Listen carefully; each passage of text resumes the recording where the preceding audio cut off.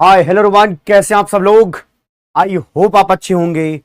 Welcome to अपना app. इसका नाम क्या है भैया? अपनी कक्षा। Okay, hello hello hello hello. Good afternoon, good afternoon, good afternoon. आवाज तो जा रही है यार। Good afternoon, good afternoon, good afternoon. Okay, Amal, Pratham, Ayush, Aditya, सागर, सबको भाई सबको जय ज्वाला की। शुरू करते हैं भाई। देखो, कल जो है ना, जो आपको नोट्स मिला था, आवाज जा रही है? आवाज जा रही है तो सारे लिख के बोलो भाई जल्दी। हम सब करके बता दो कि हाँ भाई आवाज जा रही है। ओके, शुरू करते हैं। आज का जो ये सेटअप दिख रहा है, ये थोड़ा नया है आपके लिए, हमारे लिए भी नया है।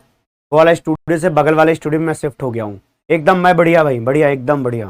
हाँ, हर्षित ने पूछा है कि कल वाली डीपीपी कहाँ गई सर। बता रहा हूँ, उसी पे आ रहा हूँ भाई, उसी पे आ रहा हूँ। जो कल वाली डीपीपी थी वो भी क्रैश कर गई थी, लेकिन कल मैं डाल नहीं पाया था। आज के लिए मैं बता देता हूँ, आज के लिए मैं बता देता हूँ। देखो, मैं आपके लिए लिख रहा हूँ खुद ही। कैमरे में दिखेगा, देखो। जो क्लास में मैंने कराया था वो मैं खुद लिख रहा हूँ भाई, ठीक है। खुद लिख रहा हूँ इसको। जितना भी बचा पार्ट होगा यहाँ पे सब कुछ आपको लिखा हुआ मिल जाएगा।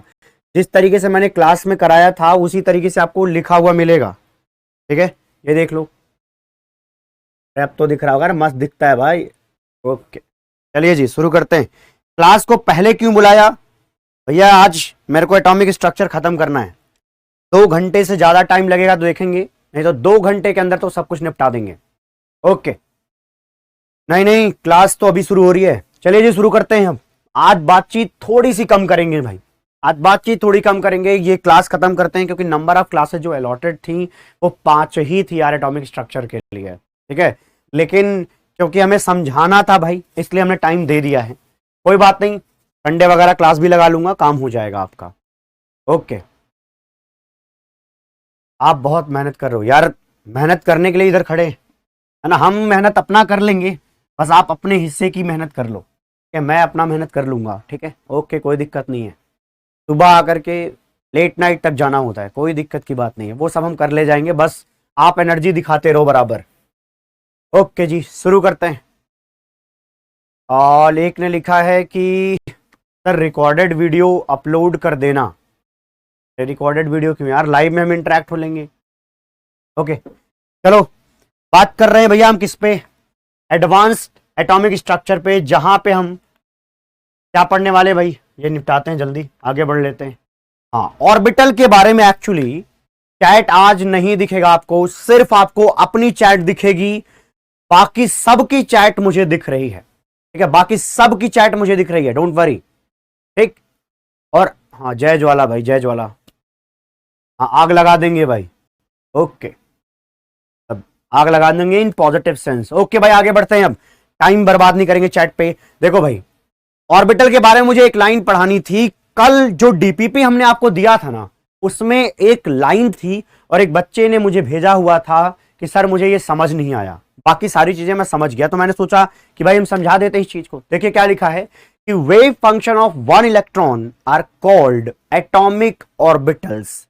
इस लैंग्वेज में तो कुछ गलत नहीं लिखा है, उसके जगह पे जो दूसरी लाइन लिखी थी वो कठिन लग रही थी बच्चे को, ठीक है। लेकिन ये वाली लाइन देखो, सिंपल सिंपल क्या बोल रहा है ये, कह रहा है कि wave functions of one electron are called atomic orbitals. अरे यार, एटॉमिक ऑर्बिटल, अब तो हमने इतने वेव फंक्शन देख लिए, बहुत सारे एटॉमिक ऑर्बिटल के वेव फंक्शन हमने आपको पढ़ा दिए, जिसके अंदर radial wave function, angular wave function, ये सारी चीजें दिखती हैं। तो हमें पता है यार हमारा वेव फंक्शन क्या बता रहा होता है, एटॉमिक ऑर्बिटल के बारे में बता रहा होता है। अब आपको अगर ये पता करना है कि इलेक्ट्रॉन के पाए जाने की प्रोबेबिलिटी क्या है, कितनी है, तो उसके लिए तो मेरी समझ से एक इलेक्ट्रॉन काफी, एक इलेक्ट्रॉन काफी। क्योंकि उसके डॉट्स बना करके हम ऑर्बिटल का क्या कर लेंगे, साइज बता देंगे, ठीक है। उसी तरीके से बाद में उसकी एनर्जी बता देंगे, रेडियल नोड्स के बारे में बता देंगे। तो ये जो सारी कहानी है वो सिर्फ एक इलेक्ट्रॉन के रहने की प्रोबेबिलिटी पे निकाली जा सकती है। इस वजह से यहां पे लिखा गया 1 इलेक्ट्रॉन। अगली लाइन जो आपके डीपीपी में मेंशन थी वो ये थी, कि wave function of hydrogen and hydrogenic species with one electron are called atomic orbital। हुआ क्या कि बच्चे को ये लाइन पता है, लेकिन जैसे ही हमने ये डाल दिया हाइड्रोजन एंड हाइड्रोजनिक स्पीसीज, उसको लगने लग गया ये कठिन सी बात आ गई भाई। अरे भाई हाइड्रोजन में कितने इलेक्ट्रॉन होते? एक ही तो होते।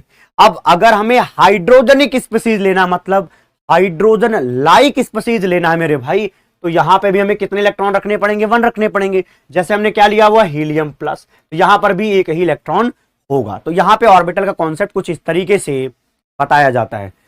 हर्षवर्धन अग्रवाल मैकबुक के लिए वो कांग्रेचुलेशन कर रहे हैं। अरे भाई मैकबुक ऐसी कोई चीज नहीं है, कोई बात नहीं, इतनी बड़ी उपलब्धि नहीं है, कुछ बड़ी आएगी तो बताएंगे वो भी।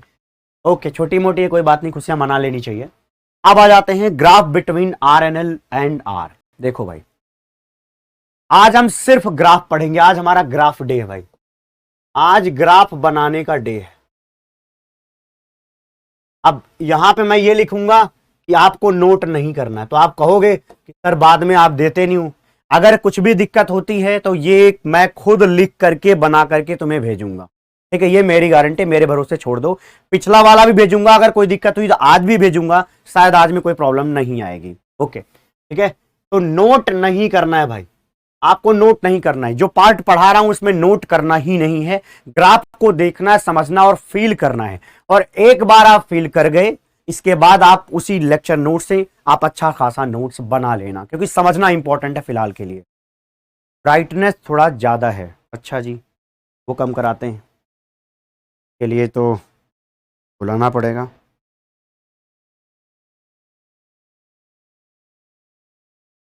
चलिए आगे देख लेते हैं। ग्राफ में भाई एक बात बताओ, जो हमारा 1s होता है वो कैसा दिखता है? 1s ऑर्बिटल कैसा दिखता है? सारे लोग लिख करके बताएंगे 1s ऑर्बिटल कैसा दिखता है। 1s ऑर्बिटल हमारा कैसा दिखता है? सारे लोग चैट में लिख के बताइए 1s ऑर्बिटल कैसा दिखता है हमारा। 1s ऑर्बिटल कैसा दिखता है? सारे लोग लिख के बताएंगे 1s ऑर्बिटल कैसा दिखता है।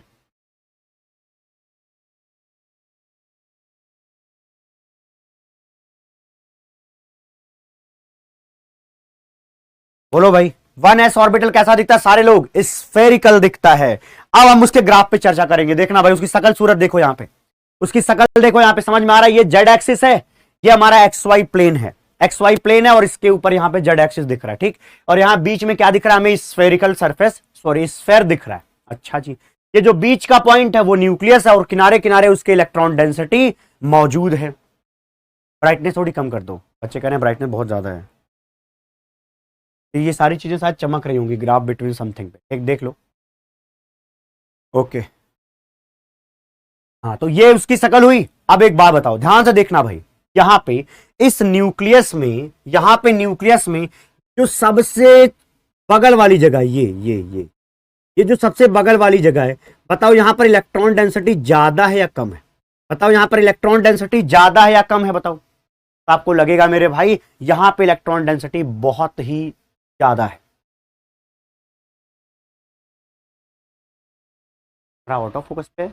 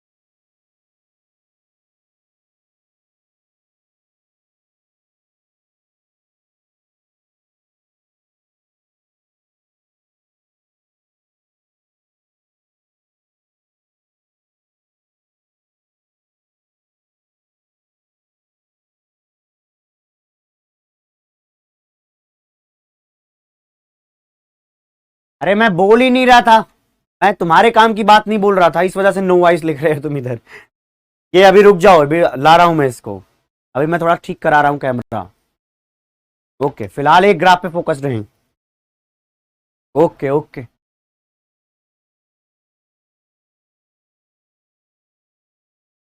आज ही नहीं आ रही है? अरे आ रही है भैया। हाँ, ये जो ग्राफ है ये हमें समझ में आता है। अब देखो भैया अगली चीज, यहां पे आप क्या देखोगे, देखो भाई ध्यान से, यहां पे अगर मैं एक एक्सिस बनाऊं, यहां पे नीचे की तरफ, यहां पे मैं एक एक्सिस बना रहा हूं, ये हमारा एक दूसरा एक्सिस है। ये मान लो जो ये वाला है वो जेड एक्सिस है, ऊपर वाले से कॉपी कर रहा हूं भाई, क्या ये जेड एक्सिस है? और मान लो कि ये वाला हमने एक एक्सिस जो माना हुआ है ये एक्स एक्सिस है। क्या है ये? X axis. भाई ये एक्स वाई प्लेन इस तरीके से है, तो ये हमने क्या मान लिया, ये एक्स एक्सिस। ध्यान देना, ये क्या बना हुआ आपको समझ में आ रहा है? अरे ये वाला पार्ट बना, देखो ये वाला पार्ट बना। सिर्फ मैंने इस पूरे में से ये वाला पार्ट उठाया, ये वाला पार्ट उठाया भाई हमने, सिर्फ ये वाले पार्ट को मैंने यहां पर बना दिया है। बोलो इतना समझ में आ रहा है क्या? ये देख करके क्लिक कर रहा है कुछ कि ये वाला पार्ट हम कुछ इस तरीके से बना सकते हैं? बोलो बना सकते हैं क्या? सारे लोग बोलेंगे भाई बना सकते हैं क्या? अब अच्छा दिख रहा है, वेरी गुड, ठीक है। अब देखो ये क्या है, जेड एक्सिस, ये हमारा एक्स एक्सिस, और इसी चीज में जो ये वाला हिस्सा है, ये वाला हिस्सा इतना, ये वाला टुकड़ा उठा के हमने यहां ग्राफ में पेस्ट कर दिया है। तो देख पा रहे होंगे आप कि यहां पे जो न्यूक्लियस है, वहां से जैसे जैसे दूर जाओगे, दोबारा बोल रहा हूं, जैसे जैसे दूर जाओगे आपको इलेक्ट्रॉन डेंसिटी कम होती हुई दिख रही होगी। आपको क्या दिख रही है? इलेक्ट्रॉन डेंसिटी कम होती हुई दिख रही है। ऐसा देख के लग रहा है जैसे यहाँ पे क्या है, तारे चमक रहे हैं ना, अच्छा लग रहा है। ओके, यहाँ पे देखो बहुत सारे इलेक्ट्रॉन्स की डेंसिटी इधर है, कम इलेक्ट्रॉन के पाए जाने वाली प्रोबेबिलिटी इधर है। इसका मतलब क्या हुआ कि जब हम न्यूक्लियस से दूर जाएंगे, यहां पर न्यूक्लियस से ऐसे दूर जाएंगे, यहां न्यूक्लियस इस तरीके से दूर जाएंगे, तो क्या होगा भैया, इलेक्ट्रॉन डेंसिटी कम हो जाएगी। क्या होगी?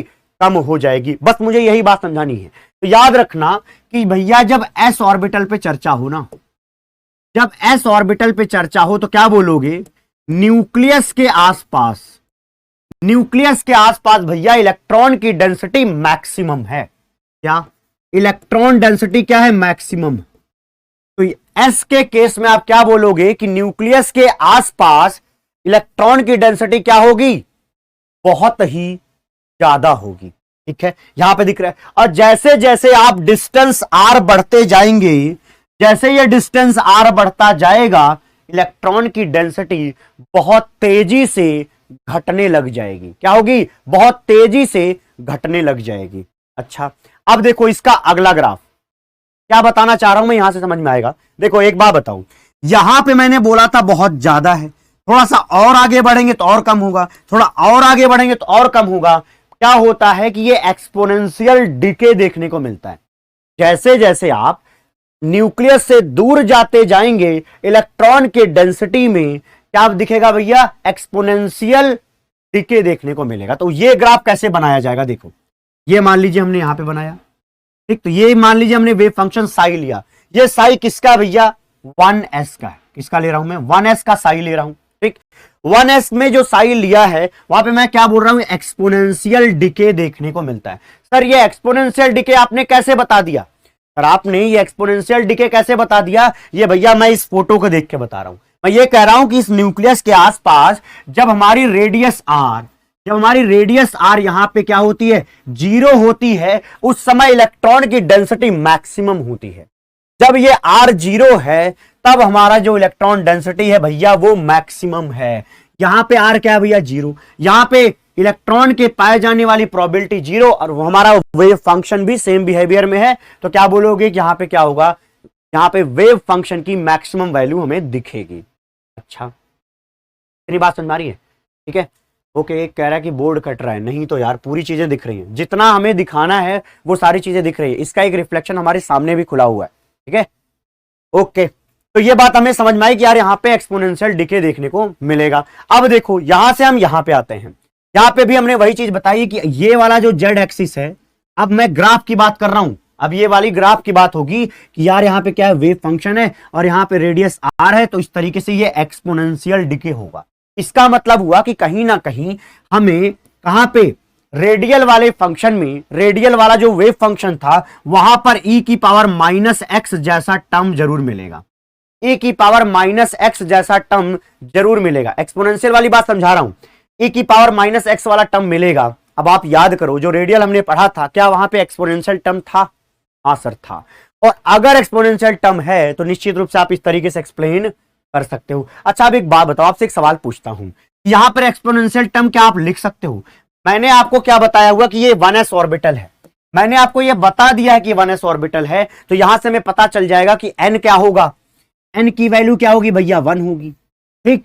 और z की वैल्यू क्या होगी? अच्छा मान लो z, में z ही रख लेता हूं, तो e की पावर में हमें क्या लिखना चाहिए? e की पावर में हमें क्या लिखना चाहिए भैया? माइनस जेड आर, क्या लिखना चाहिए? Z R divide by N A naught, N की वैल्यू क्या है 1, एन की वैल्यू क्या है 1, तो लिखोगे 1 इंटू ए नॉट। बोलो ये होगा क्या एक्सपोनेंशियल टर्म? बोलो ये होगा क्या एक्सपोनेंशियल टर्म? तो शायद आपका जवाब होगा हाँ, ठीक।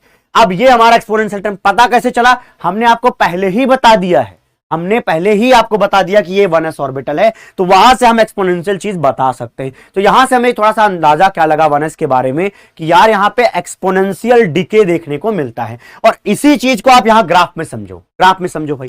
ग्राफ में आप देखोगे तो आपको क्या दिखेगा कि जब न्यूक्लियस के आसपास थे तो इलेक्ट्रॉन की डेंसिटी बहुत ज्यादा थी, और जैसे जैसे जाते जाएंगे इससे दूर बहुत तेजी से इलेक्ट्रॉन डेंसिटी घट जाएगी। इस वजह से यहां पे एक्सपोनेंशियल ग्राफ आता है एस के केस में। किसके केस में भाई? एस ऑर्बिटल के केस में। जहां भी ऐसा स्फीयर होगा, न्यूक्लियस के पास इलेक्ट्रॉन की डेंसिटी ज्यादा होगी, जैसे जैसे आप दूर जाते जाएंगे आपको यह ग्राफ बनाना पड़ रहा है। क्यों? क्योंकि एक्सपोनेंशियल डिके होता जा रहा है। बोलो आया क्या? क्लास जल्दी स्टार्ट नहीं किया भाई, हमने नोटिफिकेशन दिया और मैथ की क्लास में बताया भी था, ठीक है। ओके, इतनी बातें समझ में आ गई? इतनी बातें समझ में आ गई?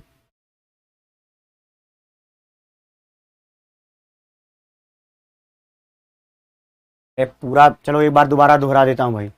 कुछ लोग कह रहे हैं कि सर मैं अभी आया, ये तो कल की बातें हैं। आज मैंने यहां से शुरू किया भाई, आज मैंने यहां से शुरू किया। ये जो दिख रहा है यही हमारा आज का पढ़ाया हुआ चीज है, यही मैंने पढ़ाया अभी, ठीक। देख लेते हैं, एक बार दोबारा बता देता हूं, देख लो। 1s के लिए आपको ऐसा ग्राफ मिलता है, कैसे मिला एक बार दोबारा देख लेंगे सारे लोग। सारा ग्राफ मैं दोबारा बना देता हूं, चलो चलो चलो चलो। यार फिर पढ़ाने का क्या मतलब हुआ? आगे बुलाने पे का मतलब तुम मैथ की क्लास में प्रेजेंट नहीं थे और नोटिफिकेशन नहीं दिखते, गलती आपकी है, ठीक है। हम पीछे होते जाएंगे, बहुत ज्यादा पीछे हो जाएंगे, फिर हमें टाइम पे रहना है भाई इधर। चलो चलो दोबारा समझा देता हूं, कोई बात नहीं, कोई बात नहीं भाई, दोबारा समझा देता हूं, दोबारा समझा देता हूं भाई, कोई बात नहीं। देखो सारे लोग ध्यान से देखेंगे, 1s ऑर्बिटल के लिए हमें ग्राफ बनाना है, किसके बीच में? रेडियल फंक्शन और आर के बीच में। आर क्या डिस्टेंस है न्यूक्लियस से, जितना दूर जाते जाओगे आर की वैल्यू बढ़ती जाएगी। आरएनएल क्या है भैया? रेडियल वेव फंक्शन है, कल से पढ़ रखा है, ओके। अब आगे देखो, ये हमारा एस ऑर्बिटल है, ठीक है। एस ऑर्बिटल के लिए हमें ग्राफ बनाना, तो देखो हमारा ये एस ऑर्बिटल दिख रहा है। अब मैं सिर्फ इतने पर फोकस कर रहा हूं, किस पे? इतने पर फोकस कर रहा हूं, सिर्फ इतने पार्ट पर फोकस करूंगा। तो इसको ले जाकर मैंने यहां बना दिया, इतना 1/4 हिस्सा जो है इस पूरे स्फेयर का 1/4 हिस्सा मैंने यहां पे लाके बना दिया है। ये देखो भैया, यहां जेड एक्सिस था, यहां भी जेड है, और यहां पे ये डिस्टेंस आर है जो कि बढ़ता जा रहा है। जल्दी में बताऊंगा, थोड़ा देखो। यहां पे देखोगे आपको स्फेयर में यहां पे सबसे ज्यादा इलेक्ट्रॉन डेंसिटी दिखेगी। स्फेयर में आपको सबसे ज्यादा इलेक्ट्रॉन डेंसिटी कहां दिखेगी? न्यूक्लियस में, ठीक है। न्यूक्लियस के आसपास, न्यूक्लियस में नहीं, न्यूक्लियस के आसपास। तो न्यूक्लियस के आसपास इलेक्ट्रॉन डेंसिटी ज्यादा है, और जैसे जैसे आप न्यूक्लियस से दूर जाते जाएंगे, आर की वैल्यू बढ़ाते जाएंगे, क्या होगा मेरे भाई? वहां पे क्या होगा? वहां पे आपको साई की वैल्यू घटती हुई दिखेगी। यहां पर इलेक्ट्रॉन के जो दिखाने वाले डॉट्स हैं वो घटते हुए दिखेंगे। इसी वजह से यहां पे जब ग्राफ बनाते हैं तो हम यहां पे एक्सपोनेंशियल डिके दिखाते हैं। क्या दिखाते हैं? एक्सपोनेंशियल डिके दिखाते हैं कि देखो भैया, जब आर की वैल्यू यहां पे क्या थी? 0 थी, तब साई की वैल्यू क्या थी? मैक्सिमम थी। तब साई की वैल्यू क्या थी? मैक्सिमम थी। तो याद रखना, हमेशा एस ऑर्बिटल के केस में ऐसा ही ग्राफ मिलेगा, क्योंकि न्यूक्लियस के आसपास बहुत ज्यादा इलेक्ट्रॉन डेंसिटी होती है। जैसे जैसे दूर जाते जाएंगे क्या होता जाएगा? यहां पे इलेक्ट्रॉन की डेंसिटी घटती जाएगी। सर हमें समझ नहीं आया, फिर से दोहराता हूं आपको। देखो यहां पे देखो, यहां पे देखो भाई ध्यान से, यहां पे मैंने जो चीज बनाया है, यहां पे मैंने जो चीज बनाया वो देख लो, नोट नहीं करना ये लिखा था तो कोई जरूरत उसकी नहीं है। ओके, ये बताओ, ये कल चर्चा हुआ था ना, इस पे हमने चर्चा किया था, ये है क्या, ये है भैया radial wave function of 1s। Radial wave function of 1s कैसे पता चला, e की पावर क्या लिखा हुआ है, minus Z R by A naught, तो यहां पे n की वैल्यू 1 हो जाएगी, और यहां पे पॉलिनोमियल में जाओगे तो n minus L is equal to 1 हो जाएगा, कैलकुलेट करके आओगे तो आपको समझ में यहां पे चीज आ जाएगी। लेकिन मैंने इसके लिए नहीं बनाया है, ये तो हमने कल सीखा हुआ था, मैंने जिस वजह से बनाया वो चीज समझना, वो चीज समझना, वो फील करने की कोशिश करना कि देखो भाई यहां पे एक्सपोनेंशियल टर्म है और मैक्सिमम, देखो एक्सपोनेंशियल टर्म अगर होगा यहां पे और आर की वैल्यू हमने इसमें 0 रख दी, क्या किया, आर की वैल्यू 0 रख दिया इसमें हमने। देखो मैं चाह रहा हूं ये ग्राफ दोबारा समझो, आर की वैल्यू अगर मैं 0 रख दूं तो साई की वैल्यू बोलो कितना आएगा, आर की वैल्यू 0 रखो, यहां पे रखो 0, क्या आएगा बोलो, साई लिखोगे, इसके बाद लिखोगे जेड बाई ए नॉट, इसके बाद क्या लिखोगे 3/2। नोट मत करना भाई, नोट नहीं करना है, नोट नहीं करना है भाई, जो मिलेगा उससे नोट करना। ओके, इंटू क्या है भैया 1 इंटू 1 बाई ई की power minus Z R by A naught था, मैंने नीचे ले लिया तो ई की पावर माइनस यहां पे हो जाएगा जेड इंटू 0, ठीक है, क्या होगा, अब माइनस नहीं होगा, Z into 0 by A naught होगा क्या, अब यहां 0 हुआ, इसका मतलब ये एक्सपोनेंशियल टर्म गायब हो गया, इसका मतलब क्या हुआ, ये वाला एक्सपोनेंशियल टर्म गायब हो गया, ये चीज नहीं है। अब बताओ साई की मैक्सिमम वैल्यू कितनी आ रही है, जेड बाई ए नॉट की पावर 3/2 आएगी, बोलो आएगी क्या, तो यहां पे जो आप मैक्सिमम वैल्यू देख रहे हो साई की वो इतनी होगी। हमने क्या किया, r इज इक्वल टू 0 इस एक्सपोनेंशियल टर्म में रख दिया और रखने के जस्ट बाद आपको साई की ये वैल्यू मिलेगी, और ये क्या है, ये कांस्टेंट वैल्यू है। अगर आपको z दिया गया है, अगर आपको z दिया गया है मेरे भाई, तो ये कांस्टेंट वैल्यू है, और अगर ये कांस्टेंट वैल्यू है तो आप इसको यहां पे इस तरीके से एक पॉइंट के रूप में दिखा सकते हो, ठीक है, ग्राफ में आप इस तरीके से दिखा सकते हो कि भैया ये साई पर ये वाला पॉइंट होगा जहां पे साई की वैल्यू इतना होगा। इतनी बात समझ में आई। अब देखो, अब जैसे जैसे आर की वैल्यू बढ़ाओगे, आर की कुछ वैल्यू आएगी वो यहां पे रखोगे, और अगर यहां पे रखोगे क्योंकि ई की पावर माइनस में है तो क्वांटिटी नीचे जाएगी, और आर की वैल्यू बढ़ाओगे तो नीचे की तरफ ई की पावर वैल्यू बढ़ेगी, मतलब कुल मिला के साई की वैल्यू घटने लग जाएगी। इतना मैथ तो आता होगा, इस वजह से घटता हुआ इस तरीके से आगे बढ़ेगा। अब आते हैं नेक्स्ट पे, इतनी बात जानना था 1s के बारे में। अब आते हैं 2s के बारे में। 2s ऑर्बिटल में देखो, 2s ऑर्बिटल के बारे में देखो भाई, 2s ऑर्बिटल के बारे में बताओ कैसा दिखता है 2s ऑर्बिटल, वो भी होगा हमारा स्फेरिकल। ग्राफ बनाएंगे तो आप बताइए किस तरीके से बनाएं। अब मैं आपको डायरेक्ट मेथड पे लेके आ गया, यहां पे देखो भैया 2s के अंदर आपको क्या निकालना पता, रेडियल नोड। क्या निकालो, यहीं से जवाब आ जाएगा, क्या, रेडियल नोड। बताओ, सारे लोग बताएंगे 2s के अंदर कितने रेडियल नोड है, 2s के अंदर कितने रेडियल नोड हैं, तो सर यहां पे लगा दो n माइनस एल माइनस 1 का फॉर्मूला। n की वैल्यू क्या भैया, 2s के लिए l क्या होता है, 0 माइनस 1 इज इक्वल टू हो गया 1। इसका मतलब यहां पे एक रेडियल नोड होगा, कितना, एक रेडियल नोड होगा, यहां पे सिर्फ एक रेडियल नोड होगा 2s के केस में। इतनी बात समझ में आई। अब देखो ग्राफ कैसे बनाते हैं, इधर हम क्या लिखेंगे, इधर हम लिखेंगे रेडियल वेव फंक्शन। ये क्या है, ये रेडियल वेव फंक्शन हो जाएगा, और ये क्या हो जाएगा भैया, r। इनके बीच में हमें क्या बनाना ग्राफ, तो देख लो ये जो है, ये जो हमारा बना हुआ ये है क्या भैया, रेडियल वेव फंक्शन। यहां पे जो आप r देख रहे हो, distance between nucleus and electron की प्रोबेबिलिटी वाली जो चीज है उसके बीच का ये डिस्टेंस होगा। मतलब कुल मिला के आप समझो साई और r के बीच में रिलेशन निकालने, ग्राफ है, सिंपल, छोड़ो, है ना। यहां पे नोड पता चला हमें 1, अब नोड पता चला 1, उससे क्या क्या पता चलेगा वो देख लो। यहां पे मैं कहीं छोटा सा बनाता हूं, हाँ एक चीज बना रहा हूं, कल वाली जो चीज समझाई थी उसको मैं हटाऊंगा, देखना ध्यान से।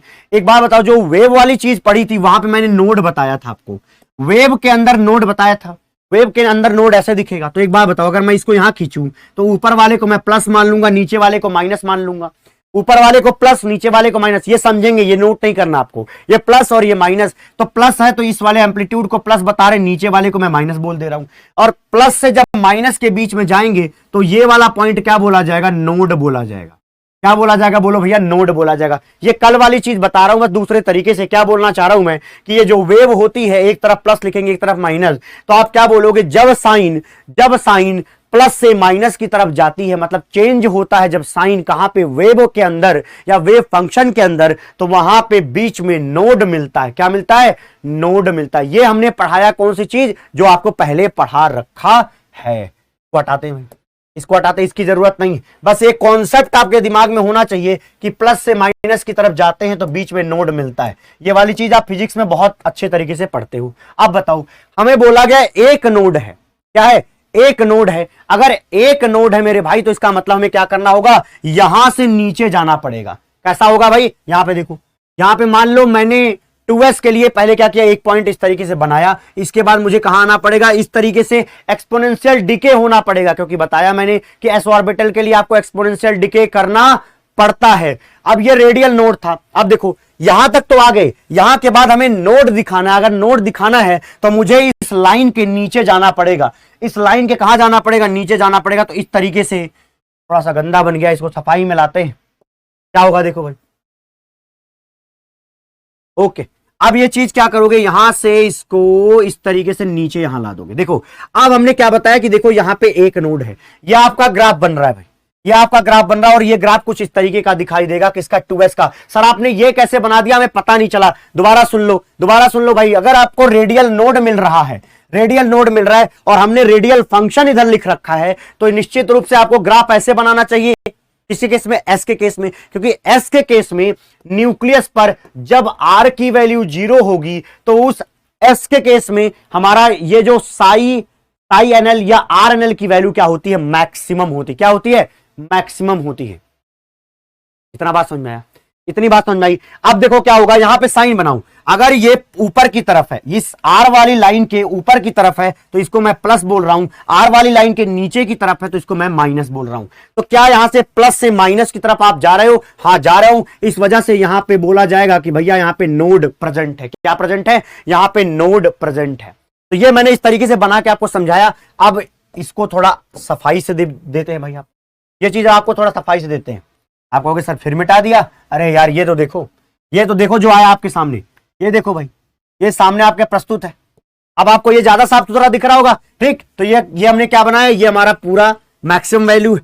ये हमारा क्या है? ये हमारा नोड है। ये हमारा क्या है? नोड है। ऊपर की तरफ प्लस है, माइनस नीचे की तरफ है। ऊपर की तरफ प्लस है, नीचे की तरफ माइनस है। तो ये हमारा जो अभी दिख रहा है, ये ग्राफ है किसके लिए? 2s के लिए। इतनी बात समझ में आई क्या? बोलो, इतनी बात समझ में आई क्या? अब तो आ गया होगा यार, यहां पे 0 है तो 0 पर ये मैक्सिमम आएगा। अगर मैक्सिमम आएगा यहां पे, तो इस तरीके से ये चीज यहां पे बन जाएगी। प्लस से माइनस क्यों गए? अरे भाई, नोड का कॉन्सेप्ट तब आएगा जब आप फंक्शन को लेके, वेव को लेके प्लस से माइनस की तरफ जाओगे। नोड वो जगह है जहां पे एम्पलीट्यूड 0 होता है वेव का, उसी वाले कॉन्सेप्ट को आप यहां पे लगाओ, ठीक? अब आते हैं नेक्स्ट पे। नेक्स्ट में एक लाइन लिखी गई है कि 2s orbital has a finite value of RNL at nucleus. Obviously ये देखो, यहां तक आपको क्या मिल रहा है? ये एक फाइनाइट वैल्यू मिल रहा है। इसी को बोला जा रहा है कि 2s के केस में RNL की जो वैल्यू होगी वो क्या होगी? फाइनाइट होगी। वो क्या होगी भैया? एक फाइनाइट वैल्यू होगी। बोलो, ये बात समझ में आई क्या? 2s orbital has a finite value of RNL at nucleus. ध्यान से सुनते जाएंगे, चैट पे मत ज्यादा जाओ, ठीक है? ओके, इतनी बात समझ में आ गई। अब आते हैं नेक्स्ट पे। नेक्स्ट पे आते हैं भाई। नेक्स्ट चीज जो आपके सामने ला रहा हूं मैं, वो क्या है? वो है इक्वेशन, ठीक है? ये मैं शॉर्ट फॉर्म, हाँ, ये रेडियल नोड को मैंने निकाला था n माइनस एल माइनस 1। यहां पे हम रखेंगे 2 माइनस 0 माइनस 1, यहां पे हो जाएगा 1, ठीक? अब देखो, ये इसका क्या है? ये इसका ग्राफ है। ये इसका क्या है? ग्राफ है। अब इस ग्राफ को थोड़ा ध्यान से देखो। मैंने पहले भी डिस्कस कर रखा है नोड के बारे में। जब नोड निकाला था पिछली क्लास में, तो मैंने क्या बताया? इसी को 0 के बराबर कर दो। जब हम 0 के बराबर करते थे, तो ये वाला जो पार्ट है वो 0 के बराबर हो जाएगा। तो वहां से हमने निकाला था कि भैया r की वैल्यू क्या आएगी? 2a0 आएगी, अगर z इक्वल टू 1 होगा। ये हमने समझा हुआ है। ये इसी का नोटेशन है, इसी का ये ग्राफ है। अच्छा, अब ध्यान से देखना, यहां पे जो ये वाला पार्ट है, कौन सा? ये वाला पार्ट, ध्यान देना भाई, ये वाला जो पार्ट है यहां पे मैंने जो बनाया हुआ है, ये पार्ट ये डिसाइड करेगा कि ये पूरा जो आपकी वैल्यू है ये कैसा दिखेगा, कब प्लस होगा कब माइनस होगा। आपको पेपर में ये दिया जाएगा, इसके बाद पूछा जाएगा कि आपका वेव फंक्शन कब प्लस होगा कब माइनस होगा, कब वहां पर रेडियल नोड आएगा, कब वहां पे रेडियल नोड आएगा। तो देखो भाई, फैक्टर्स कंट्रोल, ये क्या लिखा है, factor controls the sign of function. ये वाला जो फैक्टर है वो कंट्रोल करता है इस पूरी वेव फंक्शन के साइन को। जो आप ये साइन बनाते हो ना प्लस माइनस, ये क्यों आता है, अभी आपने पूछा था, उसका जवाब मैं यहां पे देने चल रहा हूं। देखो भाई, पहली चीज देखो क्या लिखा है। अगर मैंने ये ले लिया कंडीशन की 2 is greater than Z R divide by A naught, क्या लिया कंडीशन मैंने, ये जो 2 है वो बड़ा है और Z R by A naught जो है कम है। तो बताओ 2 में से ये घटाओगे कम वैल्यू तो क्या हो जाएगा, पॉजिटिव। अगर पॉजिटिव हो जाएगा तो आप क्या बोलोगे, यहां पे साइन क्या आएगा, पॉजिटिव आएगा। तो यहां पे पॉजिटिव साइन आएगा किसका, वेव फंक्शन का। वेव फंक्शन साई का पॉजिटिव साइन तब आएगा जब 2 की वैल्यू ज्यादा होगी with respect to Z R by A naught के। क्या आपको ये चीज समझ में आई, क्या आपको ये चीज समझ में आई। किसी ने लिखा है लूप हो रहा है, मैं चेक कर लूंगा यहीं पे क्लास में।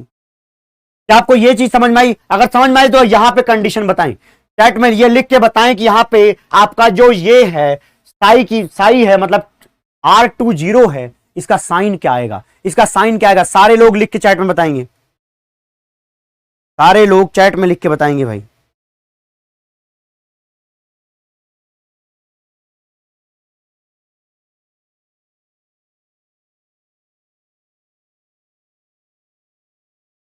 ओके, अब आओ भाई, यहां पे क्या बोलोगे कि Z R by A naught is greater than 2 की कंडीशन में, इस वाली कंडीशन के अंदर आप बताओ क्या बोलोगे। आप बोलोगे sir Z R by A naught अगर बड़ा हो गया और 2 छोटा हो गया, मतलब कि ये पूरा का पूरा माइनस आएगा। वेरी गुड, बहुत सही लिखा है कि नेगेटिव साइन आएगा। किसका भैया, साई।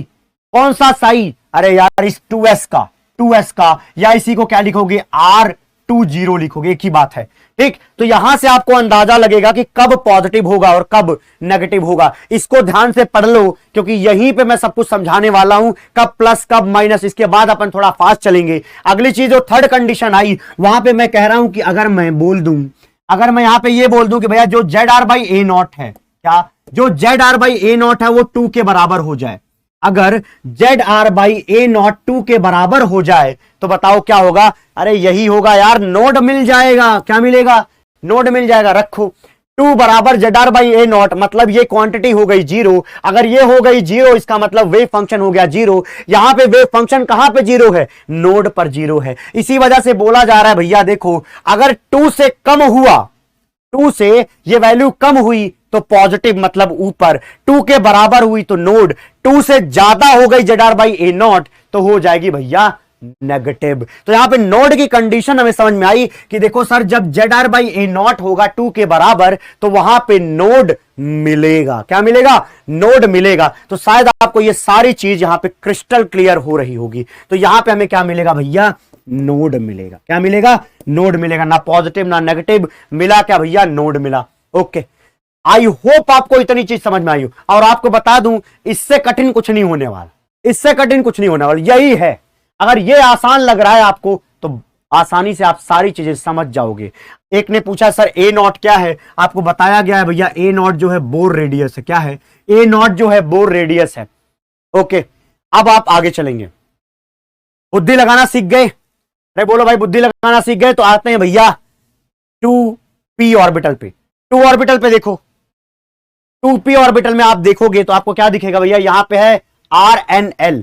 ठीक, RNL और यहां पे है R, इनके बीच में हम क्या बना रहे हैं, ग्राफ। अब ग्राफ बनाएंगे डायरेक्टली, कैसे बनाएं, 2p के लिए आप निकालो क्या, रेडियल नोड की वैल्यू। जैसे रेडियल नोड पता चल जाएगा आपको समझ में आ जाएगा कि प्लस से माइनस में कितनी बार जाना है या नहीं जाना है। चलिए जी बताइए, रेडियल नोड 2p के लिए निकालो, n कितना 2, l कितना 1, तो हो गया -1 यहां पे हो जाएगा 0। इसका मतलब 2p के लिए भैया रेडियल नोड 0 है। अब क्या समझ में आया कि ये नीचे नहीं ले जाना, हमें नीचे नहीं ले जाना, अब हमें ऊपर ऊपर ही रहना है। क्या करना है, हमें ऊपर ऊपर ही रहना है। अब आपको एक चीज और बताऊं, ये 2p ऑर्बिटल है ना, तो भैया p में कैसा दिखता है, पहले वो देखो p कैसा दिखता है, p ऐसा होता है। बोलो होता है क्या? पी ऐसा होता है। तो न्यूक्लियस के पास यहां पे इलेक्ट्रॉन डेंसिटी ज्यादा है या कम? ये हमारा न्यूक्लियस है, न्यूक्लियस के पास आपको इलेक्ट्रॉन डेंसिटी क्या दिखाई देगी? 0 दिखाई देगी। इस न्यूक्लियस के आसपास जो इलेक्ट्रॉन की डेंसिटी है वो हमें 0 दिखाई देगी। यहां पर हमारा वेव फंक्शन साइन चेंज कर रहा होता है, यहां पे, ठीक है, नोड बोला गया तो इस वाले वेव फंक्शन की बात कर रहा हूं, ठीक है। तो यहां पे क्या बोलोगे कि यहां पे क्या मिल रहा है भैया? ये हमारा न्यूक्लियस है। अगर ये न्यूक्लियस है तो क्या मैं ये बोल दूं कि भैया अगर ये न्यूक्लियस है तो रेडियस आर पर, रेडियस आर इक्वल टू 0 पर हमें क्या मिलेगा? साई की वैल्यू 0 मिलेगा। अरे यार, इलेक्ट्रॉन की डेंसिटी ही नहीं होगी इसके आसपास। इलेक्ट्रॉन की डेंसिटी देखो, जैसे जैसे आप आर बढ़ाओगे, इस तरीके से जैसे जैसे आप आर की वैल्यू बढ़ाओगे, डिस्टेंस बढ़ाओगे, क्या होगा? इस तरीके से बढ़ता जाएगा, एक पीक तक वो जाएगा। कहां तक जाएगा? एक पीक तक वो जाएगा। आई होप आपको समझ में आया। एंगुलर नहीं पूछ रहा हूं, यहां आपके कोर्स में सिर्फ और सिर्फ रेडियल वेव फंक्शन और आर के बीच में ग्राफ है। एंगुलर वेव फंक्शन मत पढ़ो, ठीक, सिर्फ रेडियल पे जाओ। और रेडियल पे अगर तुम्हें जाना है तो नोड का सहारा लेना पड़ेगा। और जैसे में पता चला यार नोड 0 है, मैंने बता भी दिया किस तरीके से। अच्छा, आप अगर ये बोल रहे हो कि एंगुलर नोड है तो ऑब्वियसली एकदम सही बोल रहे हो। ओके, अब आते हैं भाई, बस मुझे ही समझाना था ये चीज। अब आते हैं नेक्स्ट पे कि भाई ये बनेगा ग्राफ कैसे? ग्राफ कैसा दिखेगा देख लो। ग्राफ कैसा दिखेगा? कुछ इस तरीके से। ग्राफ में आपको शुरुआत कहां से करनी पड़ेगी? यहां 0 से करनी पड़ेगी। पिछले वाले में हमने एस में क्या बताया? आपको ऊपर से चलना पड़ता था, यहां से आपको यहां ऊपर से इस तरीके से चलना पड़ता था, आपको यहां से चलना पड़ता था एस के केस में। लेकिन पी के केस में आपको ऊपर से नहीं चलना, क्योंकि पी के केस में न्यूक्लियस के आसपास तो इलेक्ट्रॉन की डेंसिटी ही नहीं होती। आई होप आपको समझ में आया। और यहां पे देखो, इस ग्राफ के अंदर कोई नोड दिख रहा है क्या? यहां पे आपको कोई नोड दिख रहा है? जवाब है नहीं, कोई नोड नहीं बनाया हमने। ये हम क्या कर रहे हैं, अगर पॉजिटिव ले रहे हैं तो ये सिर्फ पॉजिटिव एरिया में है। जब तक पॉजिटिव से नेगेटिव नहीं जाओगे नोड नहीं मिलेगा, नोड नहीं मिलेगा। कैमरा आयोडेक्स के नशे कर रहा है नालायक। मतलब तुझे पता है कि आयोडेक्स के नशे भी होते हैं? मतलब मुझे तो अंदाजा भी नहीं है इस चीज का। ओके, तो देखिए यहां पे प्लस साइन ही रह गया, इसका मतलब यहां पे नोड नहीं है। तो देखो डायरेक्ट बनाओ, इसको छोड़ो, कहानी छोड़ो। नोड क्या? 0। अगर नोड 0 तो उसको खाली प्लस में रख दो, बस खत्म, कहानी खत्म, सिंपल। अब आएंगे नेक्स्ट पे। नेक्स्ट क्या भाई? नेक्स्ट एक लाइन दी गई है, उसका मतलब समझना है। लाइन कहती है कि 2p ऑर्बिटल है 0 वैल्यू एट आरएनएल एट न्यूक्लियस। क्या बोल रहे? ऑफ आरएनएल। आरएनएल की वैल्यू 0 है। आरएनएल की वैल्यू 0 है जब रेडियस 0 है। जब ये रेडियस जो है 0 हो रही है तो आरएनएल की वैल्यू 0 है, दिख भी रहा है ग्राफ में। तो इसमें कोई समस्या नहीं है, इस लाइन में कोई समस्या नहीं है। अब अगली समस्या देखो। 2p orbital has a maxima in RNL versus R graph. अच्छा, अगली चीज कह रहे हैं कि 2p ऑर्बिटल में एक मैक्सिमा मिल रहा है। ये है क्या? ये मैक्सिमा ही तो है। ये है क्या? ये मैक्सिमा है भाई। इस ग्राफ में मैक्सिमा बोला जाएगा, ठीक। तो इस ग्राफ में एक मैक्सिमा मिलता है 2p के केस में। किसके केस में? 2p के केस में। तो यहां पे ये चीज बोली जा रही है। अरे एंगुलर नोड क्यों गिनेंगे यार जब रेडियल वेव फंक्शन के साथ ग्राफ है? कैसी बातें कर रहे हो यार आप भी, है ना। तो आपको शायद मैंने ये दोनों लाइनें समझा दिया है। रटना मत, रटना मत मेरे भाई, नहीं तो तकलीफ में आ जाओगे। मैं बता रहा हूं, रटना कुछ नहीं है, ठीक। ये समझना है कि यार रेडियल नोड 0 है, इसका मतलब ग्राफ को हमें सिर्फ ऊपर रखना, खत्म। इसको देख करके ये दोनों लाइनें समझ में आ गई। अब आते हैं नेक्स्ट पे। नेक्स्ट क्या भाई? नेक्स्ट आपके सामने ये ग्राफ, ये फंक्शन दिया गया है। ये फंक्शन वो देंगे, आपको सरदर्द लेना नहीं है। ये फंक्शन वो देंगे तो इस तरीके से आप क्या देख रहे हो, यहाँ पे e की पावर में ये चीज भी है। लेकिन इस टर्म को हमने r से मल्टीप्लाई कर रखा है। r से अगर तुम मल्टीप्लाई करोगे तो यहाँ पे रख दो r इज इक्वल टू 0। यहाँ पे क्या होता है? r is equal to 0 at nucleus. 0 जब यहां रखोगे तो देखो 0 रखते ही ये पूरा वेव फंक्शन 0 हो जाएगा। और अगर 0 हो गया तो इसका मतलब हम नीचे से ऊपर जा सकते हैं। अरे साइन का पूछ रहा, साइन का क्या मतलब है? तो भैया पूरा ग्राफ ही पढ़ाना पड़ेगा। अभी एक भाई ने कमेंट किया, सर आप स्पून फीडिंग करा रहे हो। यार क्या करें, अब देख लो, सवाल ही पूछ रहे हैं, प्लस माइनस कहां से आया? ये कुछ ऐसा जिंदगी में देखा है, अगर ये x है तो ये माइनस x है, अगर ये y है तो ये माइनस y है। ये सब कहीं पढ़ा है। अगर ये पूरा प्लस का एरिया है तो ये माइनस बोला जाता है। बस वही चीज वहां पे ग्राफ में लगा रहा हूं यार, सिंपल सी भाषा है ना। ओके, लास्ट लाइन नहीं दिख रही है, मैं बोल देता हूं, लिखा है 2p orbital has a maxima. वो कह रहा है ये 2p ऑर्बिटल के अंदर एक मैक्सिमा है, बस खत्म। ग्राफ के अंदर मैक्सिमा मतलब कहां पे मैक्सिमम पॉइंट दिख रहा है, कहां पे मैक्सिमम वैल्यू दिख रही है, कहां RNL की, खत्म। ओके, सिंपल है, इसलिए ज्यादा वो उस पर नहीं जा रहा हूं मैं। अब आपको मैच द कॉलम, देखिए क्या दिया गया है आपके पास, क्या क्या है, R3s, R2s, R2p, R3p। अब आप बताओ, इनमें बताओ कितने रेडियल नोड्स हैं, क्योंकि R लिखा है तो रेडियल होगा, ठीक है, रेडियल वेव फंक्शन की बात कर रहे हैं, तो हाँ रेडियल नोड बताओ। जल्दी जल्दी सारे लोग रेडियल नोड कमेंट करें, जल्दी करें भाई, थोड़ी जल्दी करें, रेडियल नोड निकालो। चलो निकाल के बताता हूं, यहां पे कैसे निकालेंगे, n होगा भैया 3s के केस में n हो गया 3, s क्या हो गया भैया, s के लिए l की वैल्यू क्या होगी 0 -1, इसका मतलब होगा यहां पे 2। ठीक, मैं क्या निकाल रहा हूं, रेडियल नोड। क्यों निकाल रहा हूं, क्योंकि यहां पे उन्होंने R3s लिखा है, R का मतलब क्या, रेडियल वेव फंक्शन, तो निश्चित रूप से हमें क्या निकालना चाहिए, तो हमें निकालना चाहिए भैया रेडियल नोड। ओके ओके, अब देखो यहां के केस में बताऊं, यहां के केस में बताओ, 2s के केस में क्या लिखोगे, 2 - 0 - 1, इसका मतलब यहां पे रेडियल नोड की वैल्यू आएगी 1। बोलो रेडियल नोड की वैल्यू आएगी 1। अब 2p लिखा है, 2p के लिए निकालो, 2 - 1 - 1 इज इक्वल टू क्या हो जाएगा 0। अब आ जाओ 3p में, तो लिखोगे 3 माइनस p के लिए l वैल्यू क्या होगी 1 - 1 इज इक्वल टू क्या हो जाएगी 1। ठीक, ये हमने निकाल दिया है, क्या ये हमने क्या निकाल दिया भाई, ये हमने निकाल दिया रेडियल नोड की वैल्यू। रेडियल नोड की वैल्यू मतलब नंबर ऑफ रेडियल नोड कितने होंगे। अब आपको सिर्फ फोकस किस पे रखना है, नंबर ऑफ रेडियल नोड पे। तो कैलकुलेशन हटाओ, कैलकुलेशन हटाओ, कैलकुलेशन हटाओ, सिर्फ और सिर्फ आप अभी फोकस रखेंगे अपने आप को नंबर ऑफ रेडियल नोड पे। कंफ्यूजन नहीं होगा, अदरवाइज इतनी चीजें लिखी थी यहां पे। अब देखो, अब आपको समझ में आ रहा होगा, है ना, पुरानी बातें हैं, एक बार यहां पे देख लें। अब देखो, अब हमें इनके ग्राफ बनाने हैं। अब आप बताना, मैं पहला ग्राफ यहां पे दिखाऊंगा, उस पहले ग्राफ को आप देख करके बताएंगे इनमें से वो किसके साथ मैच कर रहा है। आओ, ये ग्राफ बना है आपके सामने, आप कमेंट करके बताइए कि ये किसके साथ मैच कर रहा है, किसके साथ मैच कर रहा है। यहां पे नोड कितना है, अरे यहां पे नोड सिर्फ यही है, यहां पे सिर्फ एक नोड है। कितने नोड है भाई, यहां पे ये देखो सिर्फ इकलौता नोड है, यहां पे नोड हो गया 1। सबसे पहले दिमाग जाना चाहिए किस पर, नोड पर।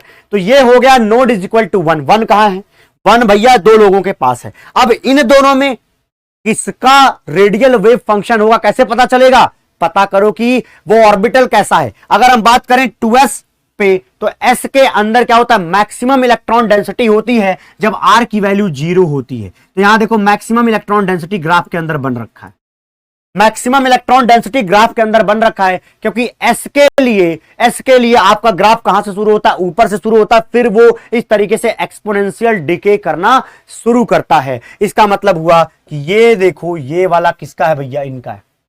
ये किसके लिए लिखा गया भैया, यहां लिख देता हूं मैं R2s के लिए। किसके लिए, R2s के लिए। आई होप आपको समझ में आया हो। यहां तक नहीं आया तो बताओ, दोबारा बता दूं, नहीं आया तो बताओ, दोबारा बता दूं, शायद समझ में आ गया होगा कि सर s के केस में मैक्सिमम इलेक्ट्रॉन डेंसिटी न्यूक्लियस के आसपास होती है, इस वजह से मैक्सिमम वैल्यू आपको दिखाना चाहिए।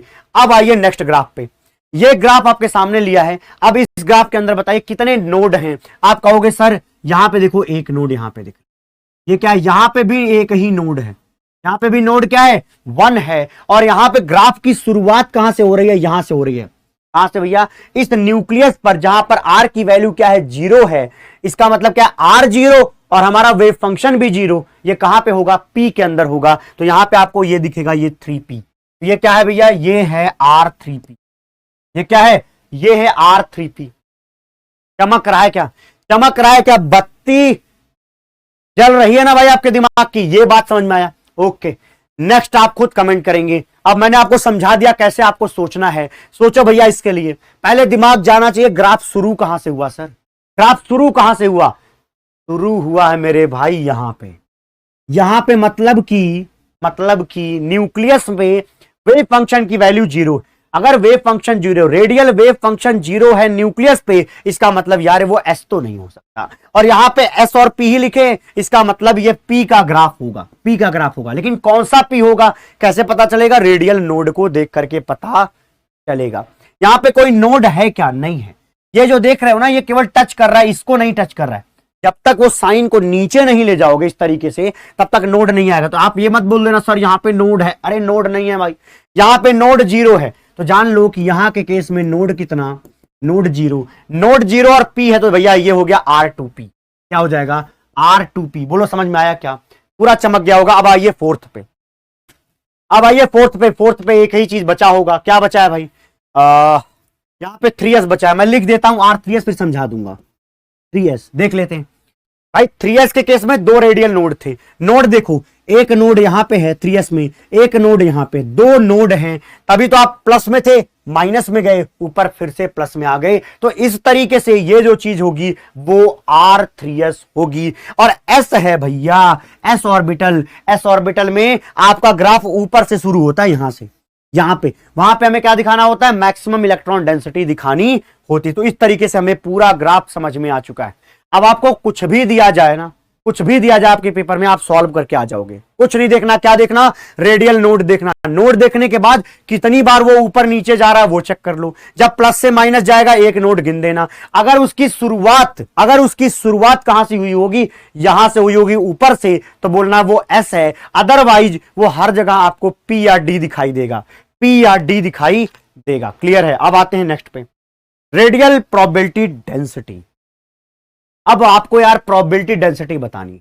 प्रोबेबिलिटी डेंसिटी का मतलब, अगर हम वेव फंक्शन की बात करें तो साई स्क्वायर, लेकिन यहां पे इन्होंने लिखा रेडियल, तो इसका मतलब हमें लिखना पड़ेगा R स्क्वायर। क्या, R स्क्वायर। और जो हमारा R होता है, देखना ध्यान से, वो N और L पर डिपेंड करता है। जो हमारा रेडियल वेव फंक्शन है, अरे ग्राफ किस, कौन पूछ रहा है, श्रुति सिन्हा, क्या बात कर रहे हो आप, कह रहे ग्राफ रटना है। अरे ग्राफ तो याद ही नहीं करने, फिर मेरे से पढ़ के क्या फायदा हुआ तुम्हें, ये बताओ। पढ़ के क्या फायदा हुआ भाई, पढ़ के यही तो फायदा होना चाहिए कि हमें ग्राफ रटना ना पड़े। अरे आपको जो कुछ भी बोला जाए, वो बोले 2P, आप बोलो रेडियल नोड, और जैसे रेडियल नोड बोलोगे ग्राफ से खुद पता चल जाएगा। ग्राफ को कोई रट्टा नहीं मारेगा। सारे लोग पहले ये लिखो कि मैं नहीं रटूंगा, सारे लोग पहले कमेंट में यही लिखो। मुझे भरोसा नहीं हो रहा तुम पे, पहले लिख करके ये बताओ कि तुम रट नहीं रहे हो, समझने पर फोकस रखो। ओके चलिए जी, रेडियल प्रोबेबिलिटी डेंसिटी, तो हमें रेडियल वेव फंक्शन पता है RNL। अब हमें क्या बनाना है, हमें बनाना रेडियल प्रोबेबिलिटी डेंसिटी। मतलब प्रोबेबिलिटी डेंसिटी लाने के लिए हमें क्या करना पड़ेगा, स्क्वायर करना पड़ेगा, स्क्वायर करना पड़ेगा। अरे यार, जैसे आप साई का साई स्क्वायर कर देते थे और इलेक्ट्रॉन के पाए जाने की प्रोबेबिलिटी पाते थे, उसी तरीके से मेरे भाई रेडियल प्रोबेबिलिटी डेंसिटी के अंदर आपको क्या करना होगा, रेडियल फंक्शन का स्क्वायर करना होगा, स्क्वायर करना होगा।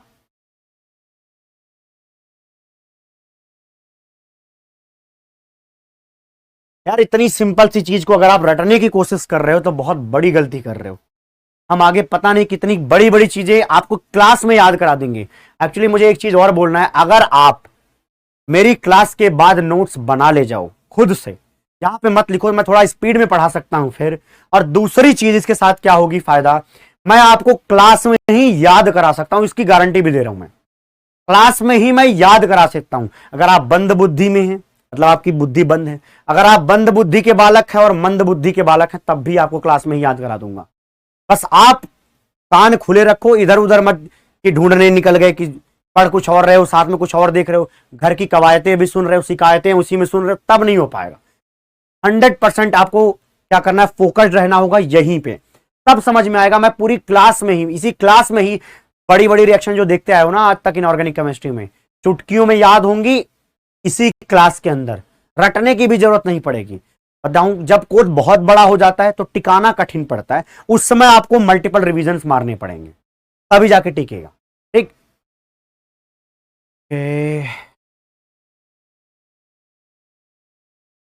चले जी, हाँ वेरी गुड, बोल रहे हैं रटेंगे नहीं, ओके। अब हम क्या करेंगे, R का स्क्वायर कर देंगे, हमें क्या मिल जाएगा, ग्राफ मिल जाएगा। अच्छा अब देखो भाई क्या लिखा गया, probability density of finding electron at a particular point in the space is denoted by R square NL।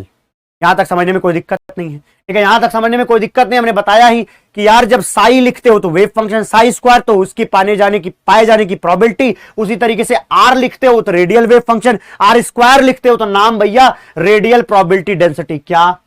Radial probability density, radial probability density RPD. क्या? आरपीडी भैया हो गया क्या? ये देखो, ध्यान से देखना मेरे भाई, यहां पे आपके सामने कुछ ग्राफ आएगा, क्योंकि आप अब आरएनएल में माहिर हो चुके हो, इसमें आरएनएल के ग्राफ बनाने में आप माहिर हो चुके हो, इस वजह से मैं यहां पे आपके सामने ग्राफ प्रस्तुत कर रहा हूं। ये ग्राफ, अब ये जो ग्राफ आपने देखा, ये यार एक्सपोनेंशियल ग्राफ। अब ये जो एक्सपोनेंशियल ग्राफ आप देख रहे हो, यहां पर कोई नोड है क्या? यहां पे कोई नोड नहीं है, इसका मतलब ये 1s है। ये क्या भैया? ये 1s है, तो ये साई 1s है, ये साई 1s का ग्राफ है, ठीक है? साई 1s नहीं, साई R1s, तब आपको पता चलेगा कि ये क्या है, RNL वैल्यू है। आपको ये समझ में आया? ये 1s कैसे बोल दिया मैंने? कैसे बोल दिया भाई? हटाओ, हटाते हैं भाई, कैसे बोल दिया मैंने? बताओ, लिख के बताओ, सारे लोग लिख के बताओ, क्या मैं इसको क्या 1s घोषित कर दूं? क्या मैं इसको 1s घोषित कर दूं?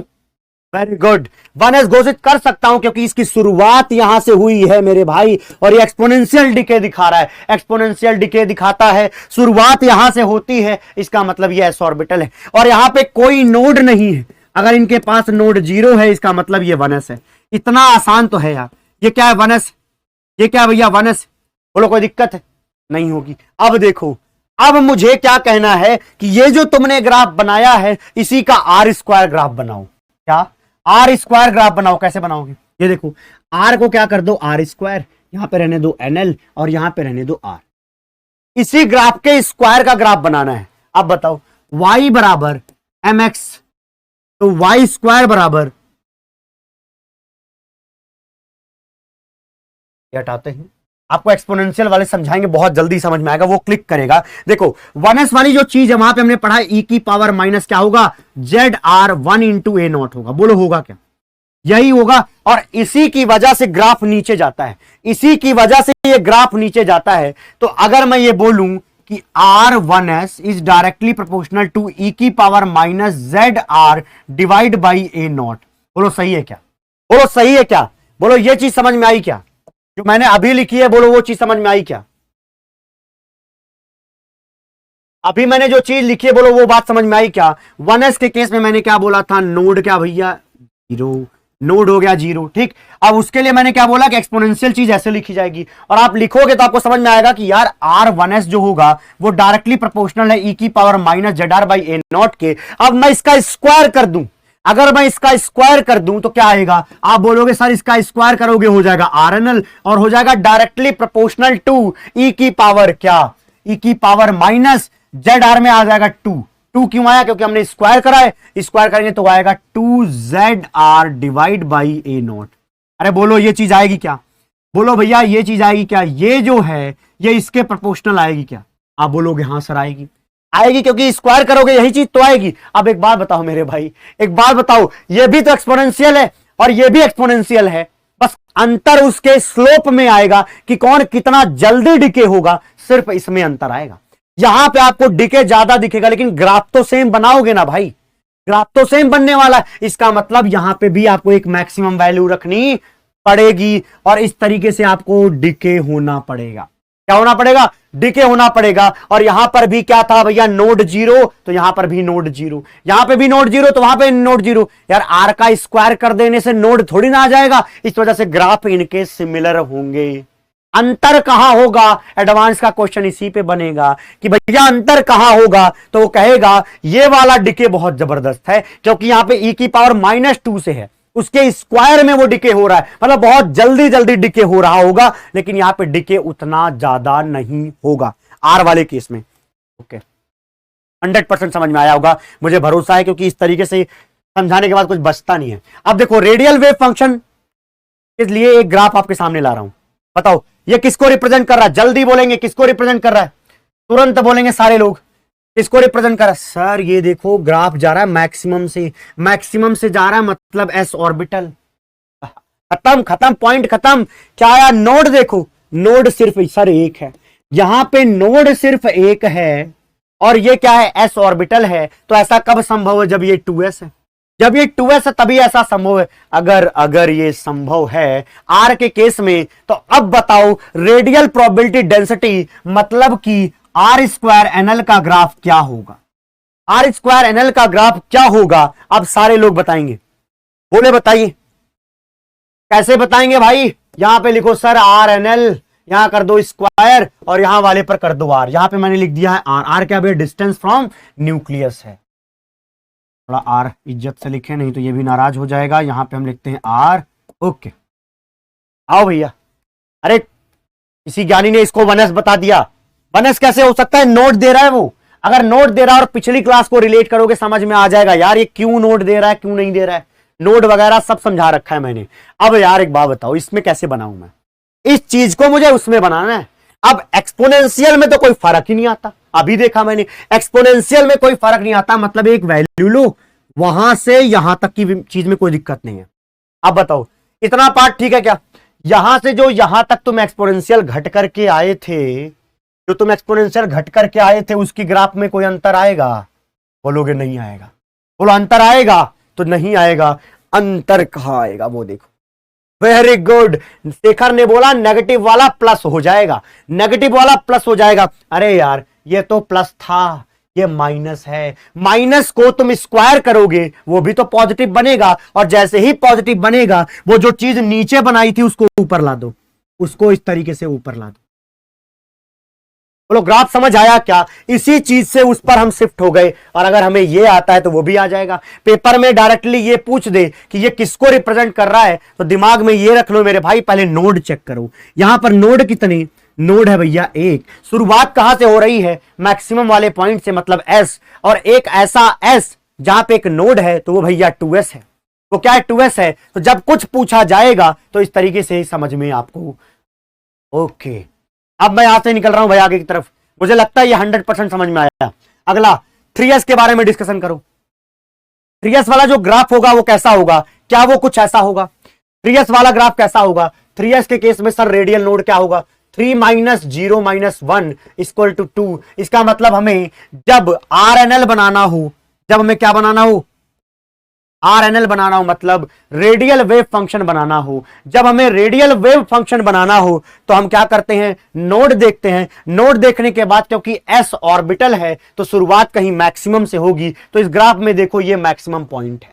ग्राफ में देखो ये मैक्सिमम पॉइंट है, तो यहां से पता चला s ऑर्बिटल है। नोड कितने भैया, नोड यहां पे 2 है, एक नोड ये है एक नोड ये है। अगर 2 नोड है और यहां से शुरुआत किया इसका मतलब 3s है। समझ में आ चुका है, अब आएगा नहीं आ। हाँ वेरी गुड वेरी गुड। आगे नेक्स्ट पे, नेक्स्ट देखो भाई क्या है, ये क्या बनाने जा रहा हूं सर, ये है आर स्क्वायर, यही वाला NL, आर स्क्वायर NL किसके लिए, 3s के लिए। अब मुझे इसमें बनाना कैसे बनाऊं, इसको देख के बना देते हैं। ये देखो भाई यहां पे तो कोई अंतर नहीं आ रहा, डीके वाला कुछ अंतर नहीं आएगा, डीके वाले में तो कुछ अंतर नहीं आएगा। देख लेते हैं, डीके वाले में कोई अंतर नहीं आता, या डीके वाले में कोई अंतर नहीं आता। अब भैया जो प्लस से माइनस में गए, माइनस से प्लस में गए, जो लोग नीचे हैं उनको उठा के ऊपर कर दो, ऊपर वाला तो ऊपर ही रहेगा। प्लस करोगे यार, स्क्वायर करोगे तो पॉजिटिव होगा, पॉजिटिव तो पॉजिटिव ही होगा। ठीक ओके, यहां से इस तरीके से आपको बनाना। बोलो आया क्या, बोलो आया क्या। ये 3s का radial probability density versus R graph है। ये 3s का radial probability density versus R graph है। बोलो आया क्या, बोलो आया क्या। रिजल्ट आ गया है तो जिसका अच्छा हुआ है बहुत अच्छी बात है, नहीं हुआ है तो इस साल हम मचाएंगे, और इससे ज्यादा कठिन ना पूछने की किसी की हिम्मत है ना कोई पूछ पाएगा।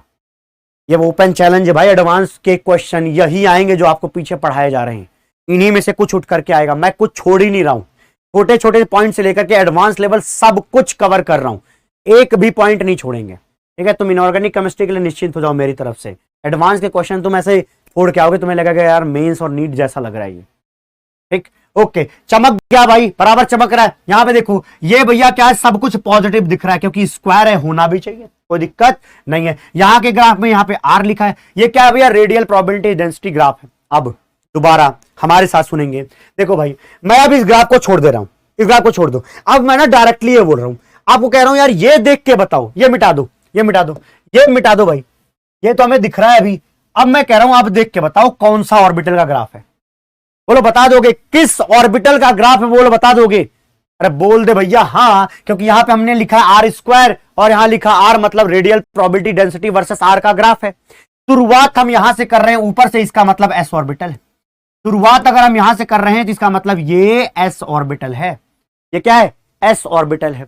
अच्छा ये एस ऑर्बिटल, ये बात समझ में आई। अब नोड देख लो, एक नोड, दो नोड, इसको नोड में मत गिनना, वो ऊपर रहता है। दो नोड भैया, एस ऑर्बिटल के अंदर दो नोड कब दिखाई देगा? कब दिखाई देगा? जब वो 3s होगा। इसका मतलब ये 3s का ग्राफ है। पेपर में यही आता है, पेपर में यही आता है आपके। ओके अब आते हैं नेक्स्ट पे, जो कि है 3p। 3p का ग्राफ, क्या मैं 3p का ग्राफ बना दूं यार? 3p के अंदर ना रेडियल नोड बताओ जल्दी। 3 - 1 - 1 इज इक्वल टू 1, मतलब एक रेडियल नोड आएगा। और अगर हमने p लिख रखा है तो p में जो साई की वैल्यू होती है r पर, वो 0 होती है। अरे यार p ऑर्बिटल ऐसे होता है, न्यूक्लियस बीच में होता है। अगर वो बीच में होता तो वहां पे क्या आएगी? डेंसिटी 0, वहीं पे वेव फंक्शन 0। ये देखो यहां पे शुरुआत करेंगे, p था ना, p था, इस वजह से हमने ऐसा लिखा है। अच्छा सर ये सब समझ में आ गया, आप बताओ आगे बताओ। यहां पे क्या है? नोड एक दिख रहा है। ये क्या भैया? ये RNL है और R है, मतलब radial wave function of 3p और R के बीच में ग्राफ बनाएंगे, ऐसा बनेगा। अब बताओ इसी से रिलेटेड अगर अगला ग्राफ बना दें, यहां पर मैं लिख देता हूं R ऑफ क्या? 3p का स्क्वायर, और यहां मैं लिख दूं R। बोलो क्या बनाऊं? बोलो क्या बनाऊं? अरे यार ये तो पॉजिटिव था, ये नेगेटिव है। पॉजिटिव को पॉजिटिव रहने देते हैं, कोई दिक्कत नहीं है। पॉजिटिव को पॉजिटिव रहने देते हैं, ठीक। अब इसके बाद क्या? नेगेटिव को पॉजिटिव बनाना है तो हम क्या करेंगे? यहां पे थोड़ा सा अच्छा बनाते हैं, और यहां पे देखिए, यहां से हम शुरू करेंगे इस तरीके से, नोड होते हुए इस तरह से निकल जाए। बोलो आया क्या? बोलो आया क्या? ये देखो यही बनेगा ना, बीच में ये चीज नोड हो जाएगी, बीच में ये चीज क्या हो जाएगी? नोड हो जाएगी। अब देखो सारे पॉजिटिव दिखेंगे तो कुछ इस तरीके से दिखाई। आई होप आपको 3p समझ में आया। अब आते हैं हम नेक्स्ट पे। नेक्स्ट है भैया 3d। 3d के अंदर radial node, radial node 3 minus d के लिए क्या लिखोगे? 2 - 1 इज इक्वल टू क्या? 0। इसका मतलब कोई रेडियल नोड नहीं। अगर रेडियल नोड नहीं है, अगर रेडियल नोड नहीं मेरे भाई, तो वो जो r लिख रखा है, वो जो r लिख रखा है ये वाला, ये जो हमने r लिख रखा है, ये और r के बीच में जब ग्राफ बनाने जाओगे, RNL ऑफ 3d और r के बीच में जब आप ग्राफ बनाने जाओगे मेरे भाई, 0 नोड के साथ लाओ। और d के अंदर, सर आप d तो बताए ही नहीं, इतना अच्छे से तो पढ़ाया था, दोबारा बता देता हूं। डी देखो भैया, डी कैसा दिखेगा? अगर मान लो मैं कोई सा भी डी ले लो, कोई सा भी डी लोगे, वहां पे डंबल होगा, और डंबल का जो ये वाला पॉइंट है बीच वाला, वो न्यूक्लियस है। क्या बोल रहा हूं? जो ये बीच में दिख रहा है, ये क्या? न्यूक्लियस है। और यहां पर न्यूक्लियस जो वेव फंक्शन साई को क्या कर रहा है? 0 कर रहा है। इसका मतलब हमें शुरुआत यहां से करनी चाहिए। बोलो आया क्या? हमें शुरुआत p की तरह करनी चाहिए। ओके ये रहा आपके सामने प्रस्तुत है विदाउट नोड का एक ग्राफ, जिसने 0 से शुरुआत की है। डर खत्म हो गया होगा, शायद डर खत्म हो गया होगा। हाँ एम्पलीट्यूड बढ़ जाएगा भाई। Very good. जीसन अहमद ने लिखा है कि सर एम्पलीट्यूड बढ़ जाएगा। ऑब्वियसली यार, जब आप स्क्वायर करोगे तो निश्चित रूप से एम्पलीट्यूड क्या होगा? बढ़ जाएगा। ओके ये हो गया 3D। 3D का आप ग्राफ बनाइए यहां पे R square 3D and R में। चलो बना के दिखाओ भाई। आप तो दिखा नहीं सकते, आप बस ऐसे हिंट में बता दो क्या करूं। कुछ नहीं करना भाई, नोड तो है ही नहीं, नोड है ही नहीं, इसका मतलब सेम ग्राफ बना दो, सेम ग्राफ बना दो। बस उसमें क्या होगा? एम्पलीट्यूड बड़ा छोटा होगा। और आपको बताऊं, आपके पेपर में ना एम्पलीट्यूड वगैरह देगा नहीं, और एम्पलीट्यूड देगा तो आप छांट ले जाओगे। ये वाले का एम्पलीट्यूड छोटा होगा, इस वाले का रिस्पेक्टिवली बड़ा होगा, क्योंकि आपने स्क्वायर कर रखा है। इतने समझदार हो यार, मैथ पढ़ते हो तुम लोग, है ना? और वो भी मैथ बहुत ही फाड़ू पढ़ते हो। अब देखो, अब आपके सामने जितना पढ़ाया सब समराइज करता हूं, जितना पढ़ाया सब समराइज करता हूं। रेडियल प्रोबेबिलिटी डेंसिटी के लिए मैं आपके सामने 3 ग्राफ लाऊंगा। जल्दी जल्दी कमेंट करके ये बताना, जल्दी जल्दी कमेंट करके ये बताना कि कौन सा ग्राफ किस वाले ऑर्बिटल को बता रहा है। तो आपके सामने प्रस्तुत है पहला, आर स्क्वायर और आर के बीच में, आर स्क्वायर और आर के बीच में ग्राफ ये है। अगला देखो, आर स्क्वायर और आर के बीच में ये ग्राफ है, आर स्क्वायर और आर के बीच में ये ग्राफ है। जल्दी से कमेंट करेंगे कि इन तीनों के लिए ऑर्बिटल क्या होगा, इन तीनों के लिए ऑर्बिटल क्या होगा। How to differentiate between P and D आपके पेपर में कभी नहीं आएगा। आपको उतना पढ़ा रहा हूं जितना काम का है। वो जब आपको पी और डी वाली चीज पूछी जाएगी उस समय आपको क्या दिया जाएगा, रेडियल फंक्शन और एंगुलर फंक्शन दोनों दिया जाएगा, तब जाके आप कर पाओगे। फिलहाल उस पर फोकस मत रखें, ये समझिए कि ग्राफ बनाया कैसे। नहीं नहीं, केवल यही नहीं बताना, तीनों को जल्दी से बताएंगे, तीनों को जल्दी से बताएंगे, विद इन सेकंड दिमाग में उतर रहा होगा। ये देखो भैया, ये मैक्सिमम पॉइंट, ये हमारा मैक्सिमम पॉइंट, ये मैक्सिमम पॉइंट। क्या बात कर रहे हो सर, तीनों तो एस ऑर्बिटल है क्या भैया? ये तीनों के तीनों एस ऑर्बिटल है, इसमें कोई समस्या? अरे बोल दे भाई, आया क्या? ये भी एस ऑर्बिटल, आपने बोला तो ये भी एस ऑर्बिटल, ये भी क्या भैया एस ऑर्बिटल। लिखना कुछ मत, खाली ये भी सुनते जाओ, ये भी एस, ये भी एस, ये भी एस। मैंने और कुछ नहीं बताया, बाकियों ने ज्ञान लिख दिया। वेरी गुड, बहुत सही जा रहे हो, बहुत सही जा रहे हो। क्या बोलोगे कि यहां पे कोई नोड नहीं है, इसका मतलब ये 1s है। जहां पे कोई नोड नहीं है वहां पे 1s है, जहां पे हमें एक नोड दिख रहा है ये 2s है, जहां पे दो नोड दिख रहा है ये 3s है। बोलो आया क्या? बोलो आया क्या? इतनी बात समझ आई क्या? अब मसाला यहीं तक नहीं, मसाला उसके आगे है। मसाला ये कहता है कि भैया जब हम इसको ध्यान से देख रहे थे तो हमें एक चीज दिखी, हमें एक चीज दिखी। इसको देखकर हमें कुछ समझ आया। एक्चुअली कईयों को कई जगह देखकर कुछ कुछ समझ आता है, लेकिन यहां देख के क्या समझ में आया वो देखते हैं। देखो यहां पे डेंसिटी सबसे ज्यादा, यहां डेंसिटी सबसे ज्यादा, इसके बाद थोड़ा डेंसिटी कम हुआ, इसके बाद और डेंसिटी कम हुआ। क्या बात बता रहे हो sir?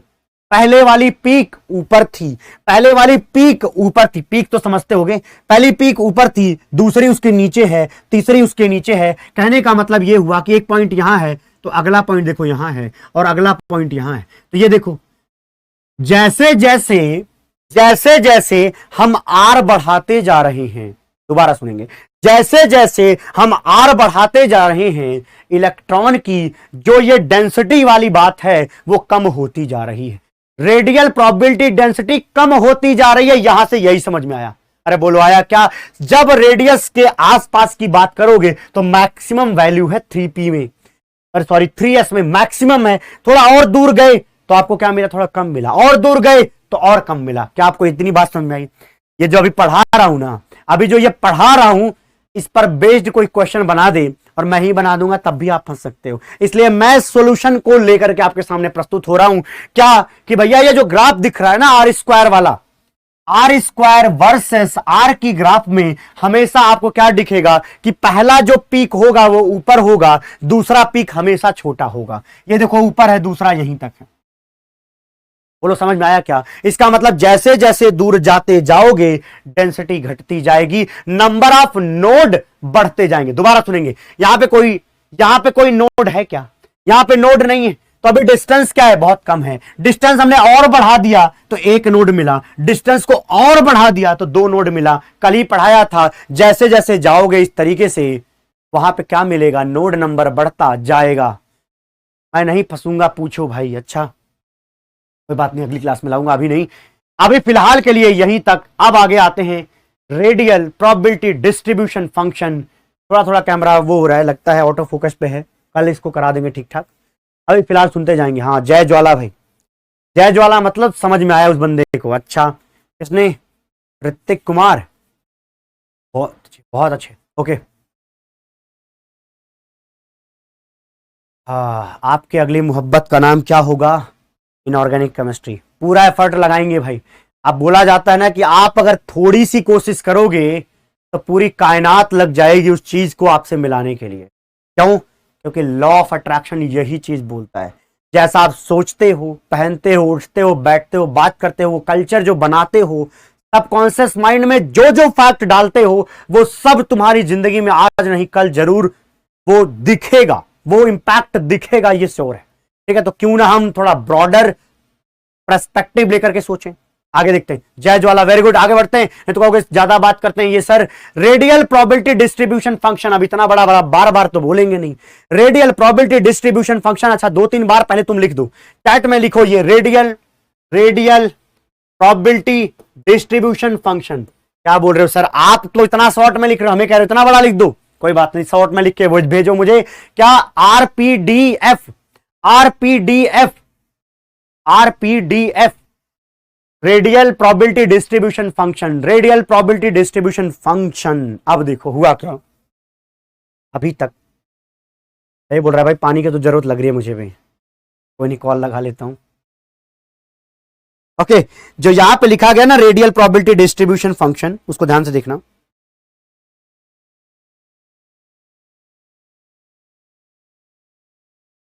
Very good, radial probability distribution function. थोड़ा सा कष्ट उठाएं, पूरा नाम खुद से लिखें, थोड़ा सा कष्ट उठाएं, रेडियल प्रोबेबिलिटी डिस्ट्रीब्यूशन फंक्शन लिखें, पूरा नाम लिखें तो ज्यादा अच्छा होगा। याद करा रहा हूं, बहुत जरूरी है ये, बहुत जरूरी, बच्चे भूल जाते हैं। वो जो रेडियल प्रोबेबिलिटी डेंसिटी होती है वहां पे सिर्फ आर स्क्वायर होता है, यहां पे कुछ क्रांति होती है, उसको समझाऊंगा। देखो हुआ क्या, अभी ना साइंटिस्ट का मन नहीं भरा, आर ग्राफ बनवाया उसने, आर स्क्वायर का ग्राफ बनवाया, वो कह रहा है एक ग्राफ और बना दो। अच्छा चलो भाई कह रहे हैं तो मान लेते हैं।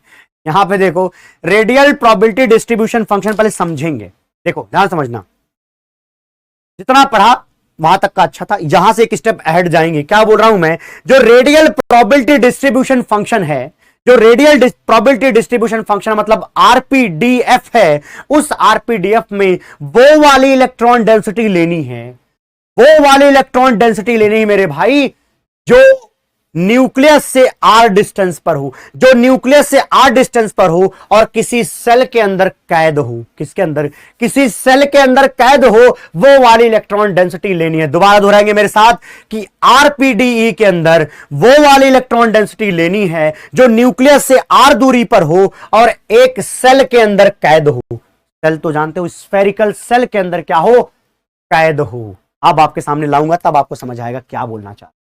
ये देखो, ये एक चीज लिखी गई, उसको पढ़ो, ये चीज लिखी गई है, पढ़ो इसको। लिखा गया है कि it is the probability of finding the electron, ये भी प्रोबेबिलिटी ऑफ फाइंडिंग इलेक्ट्रॉन है इन स्फेरिकल सेल, बस यहां पे फोकस रहो, in spherical shell, spherical shell के अंदर इलेक्ट्रॉन के पाए जाने की जो प्रोबेबिलिटी है उसको हम रेडियल प्रोबेबिलिटी डेंसिटी बोलते हैं, sorry radial probability distribution function बोलते हैं, इसलिए मैं कह रहा था देखो कई बार बोलना पड़ता है। आरपीडीएफ बोलते हैं, आरपीडीएफ बोलते हैं कब, जब स्फेरिकल सेल के अंदर हम इलेक्ट्रॉन की डेंसिटी को कैलकुलेट कर रहे हो, जहां पे उस सेल की दूरी न्यूक्लियस से आर हो और उस सेल की जो मोटाई है, जो विड्थ आ रही है, जो थिकनेस आ रही है, विड्थ नहीं, जो थिकनेस आ रही है वो डी आर आ रही है। तो लिखा गया रेडियस तो आर है लेकिन थिकनेस अगर डी आर है, थिकनेस अगर डी आर है तो वहां पे जो चीज आएगी उसको हम क्या बोलेंगे, आर पी डी एफ बोलेंगे। क्या बोलेंगे, आर पी डी एफ बोलेंगे, आर पी डी एफ बोलेंगे। अब देखो, तो आरपीडीएफ के लिए अगर आपको लिखना पड़े रेडियल प्रोबेबिलिटी डिस्ट्रीब्यूशन, कभी कभी फंक्शन नहीं लिखा है, अगर डिस्ट्रीब्यूशन लिखा है तब भी आप सेम ही मानेंगे। तो रेडियल प्रोबेबिलिटी डिस्ट्रीब्यूशन को बताने का तरीका है कि आप क्या करिए, रेडियल प्रोबेबिलिटी डेंसिटी को मल्टीप्लाई कर दीजिए वॉल्यूम ऑफ द सेल से। इससे मल्टीप्लाई कर दीजिए, वॉल्यूम ऑफ द सेल से मल्टीप्लाई कर दीजिए। रेडियल प्रोबेबिलिटी डेंसिटी क्या होती है, ये क्या सही, ये क्या चीज है भाई, रेडियल प्रोबेबिलिटी डेंसिटी यार वही है, वो आर स्क्वायर। आर स्क्वायर क्या है, radial probability density into volume of the cell. क्या लिखोगे, इंटू वॉल्यूम ऑफ सेल। क्या मैं ये बोल सकता हूं, क्या मैं ये बोल सकता हूं radial probability density R square है, हाँ बोल सकता हूं। वॉल्यूम ऑफ द सेल, अब कहोगे सर वो सेल तो दिखा दो यार, वो सेल दिखा दो, ये सेल, ये वो सेल, फोकस करो यहां पे, फोकस करो यहां पे, बताता हूं क्या है ये क्या चीज बनाई गई है पता चलेगा आपको। चलिए लेते हैं ग्रीन, ठीक है, ग्रीन ही ले रखा था। ओके देखो, वेरी गुड, पानी आ चुका है, आपने आदेश किया, देखिए मैंने फोन भी नहीं किया था, मुझे लगता है कि सर सुन रहे थे और लेके आ गए। सुशांत भैया ओपी लिख दो भाई, सुशांत भैया ओपी लिख दो, देख रहे हो पानी पिला रहे हैं, कम से कम उनके लिए तो बनता है ना। ओके सुशांत भैया ओपी चैट में।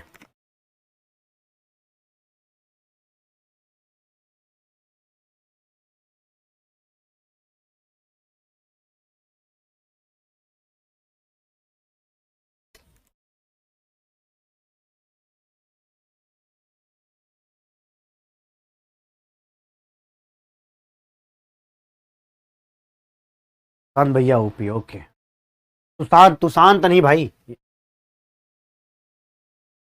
ये है ये। शांत लिख दिया एक ने।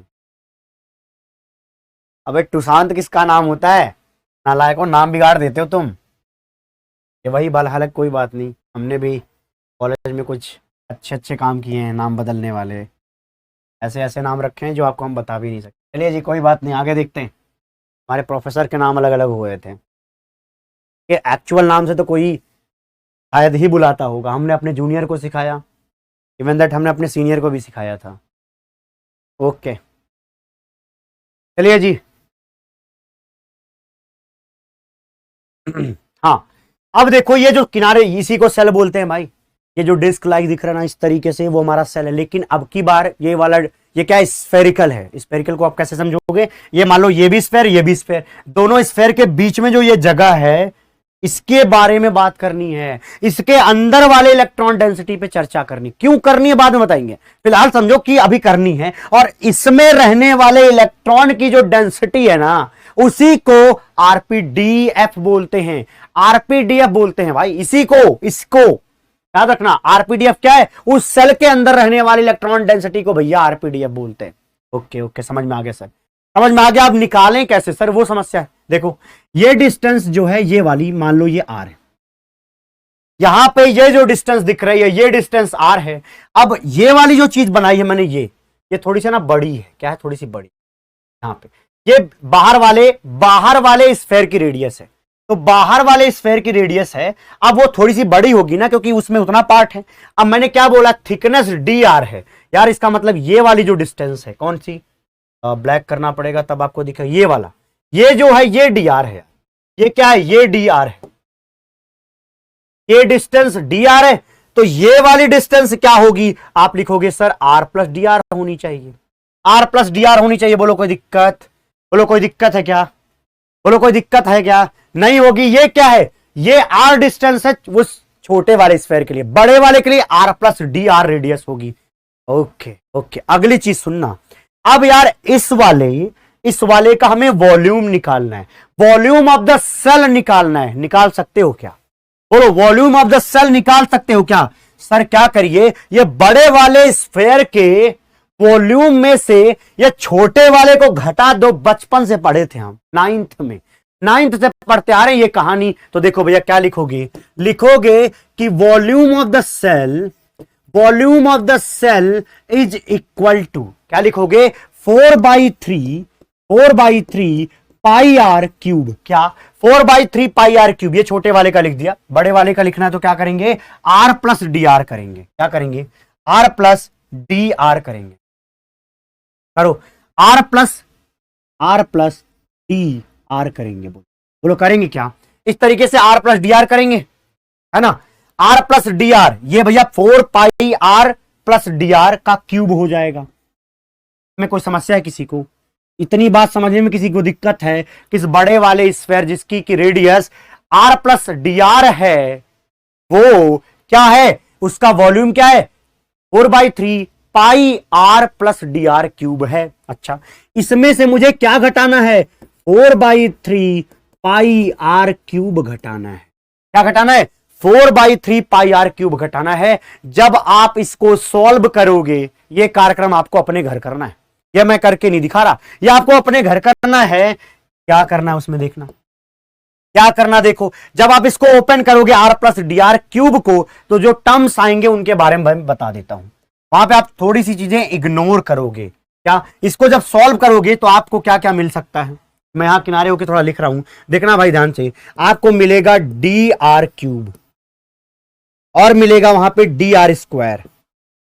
इन दोनों को आप जीरो मान लेना, अप्रोक्सीमेट जीरो मान लेना। क्या बोला मैंने? जब आप इसको ओपन करोगे और उसमें से ये टर्म घटाओगे तो क्या दिखेगा आपको? ये वाला टर्म ना इसके अंदर भी आएगा, तो वो चीज घट जाएगी और आपको ये दो चीजें लगा देनी है वहां पे। क्या लगाना है भाई वो देख लो, ये लगाना है। डी आर क्यूब को जीरो मानना, डी आर स्क्वायर को जीरो मानना। आप सवाल फंसा, जीरो क्यों मानना भाई? ये सॉलिड स्फेयर है क्या? ऑब्वियसली सॉलिड स्फेयर तो मानोगे ना यार। सॉलिड स्फेयर क्या चीज है? अगर ओपन है, जगह है, तो उसमें इलेक्ट्रॉन तो भरे हैं ना, मतलब इलेक्ट्रॉन के पाए जाने की प्रोबेबिलिटी के डॉट्स तो ही हैं। ठीक, अब देखो जब इसको ओपन करोगे तो आर, ये जो डी आर क्यूब है उसको जीरो मान लो। क्यों मान लें? अरे यार है क्या ना कि वो जो डी आर है बहुत ही छोटा है, वैसे समझो। बहुत ही छोटे को मैं ऐसे बता दूं कि मान लो लिखा है 10 की पावर -3 मीटर, मान लो लिखा है 10 की पावर -3 मीटर, और मैंने बोला ये डी आर की वैल्यू थी। अगर आपने इसको क्यूब कर दिया तो हो गया 10 की पावर -9। अब 10 की पावर -9 को तो नेग्लेक्ट कर दो यार, तो इस वजह से क्यूब को नेग्लेक्ट किया। ऐसे ही डी आर करो, स्क्वायर करो, डी आर स्क्वायर, स्क्वायर करोगे 10 की पावर -6 रखोगे, 0 मान लो, अप्रोक्सीमेट 0 मान लो। और जैसे ही 0 मानोगे, सॉल्व करोगे, तो आपको जो वैल्यू मिलेगी वो होगी, वो यहां पे मैं लिख रहा हूं 4 pi R square into D R, ये मिलेगा भाई। ये किसकी वैल्यू है? ये वॉल्यूम ऑफ द सेल है। ये क्या है भैया? ये वॉल्यूम ऑफ द सेल। अब हम आगे बढ़ रहे हैं, ये वॉल्यूम ऑफ द सेल है क्या 4 pi R square D R. जब यहां पे ये चीजें सॉल्व करोगे, सर क्या ये सब पेपर में आएगा? नहीं, पेपर में जो आएगा वो ये है 4 pi R square D R, ये पेपर में आएगा, जिसको आपने किससे मल्टीप्लाई किया भैया? आर स्क्वायर से। तो अगर कोई आपसे पूछे, कि जो आपका रेडियल प्रोबेबिलिटी डिस्ट्रीब्यूशन है उसको कंप्लीटली लिख के बताओ, कंप्लीटली लिख के बताओ, तो बोलो क्या लिखोगे? जगह कहीं इतनी खास दिख नहीं रही है, इसी में क्या करो, आर स्क्वायर से मल्टीप्लाई कर दो। ये क्या है? Volume of the shell. और रेडियल प्रोबेबिलिटी डेंसिटी को क्या लिखते हो? R square. तो जो ये टर्म बना R square into 4 pi R square into D R, इसको हम रेडियल प्रोबेबिलिटी डिस्ट्रीब्यूशन फंक्शन बोलते हैं, और इसी को शॉर्ट में यहां पे आरपीडीएफ बोलते हैं क्या भाई? अरे अब तो हो गया, कौन कह रहा है टाइम हो गया? टाइम आज मैं 3:30 बजे तक पढ़ाऊंगा। इसको पढ़ना अच्छी बात है, अदरवाइज आप रिकॉर्डेड में देखें, ठीक है? अब ये चीज देखो, ये जो मैंने समझाया था वो कुछ इस तरीके से समझ में आएगा। यहां पे मैंने क्या बताया कि जो हमारा स्फेयर है ना, उस स्फेयर में हम छोटा सेल, बड़ा सेल, बड़ा सेल, इस तरीके से बहुत सारे सेल मान सकते हैं। देखो एक छोटा सेल, उससे बड़ा सेल, उससे बड़ा सेल। अब फिर हम क्या करेंगे, बहुत सारे सेल को इस तरीके से पा करके फिर उसको इंटीग्रेट कर देंगे।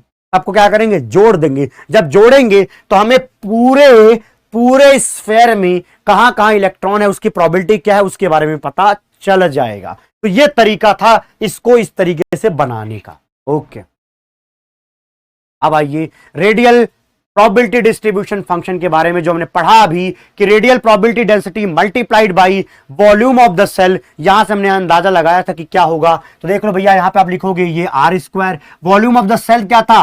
4 pi R square into D R, ठीक? तो इसका मल्टीप्लीकेशन क्या होगा? ये हो जाएगा और रेडियल प्रोबेबिलिटी डिस्ट्रीब्यूशन फंक्शन के बराबर।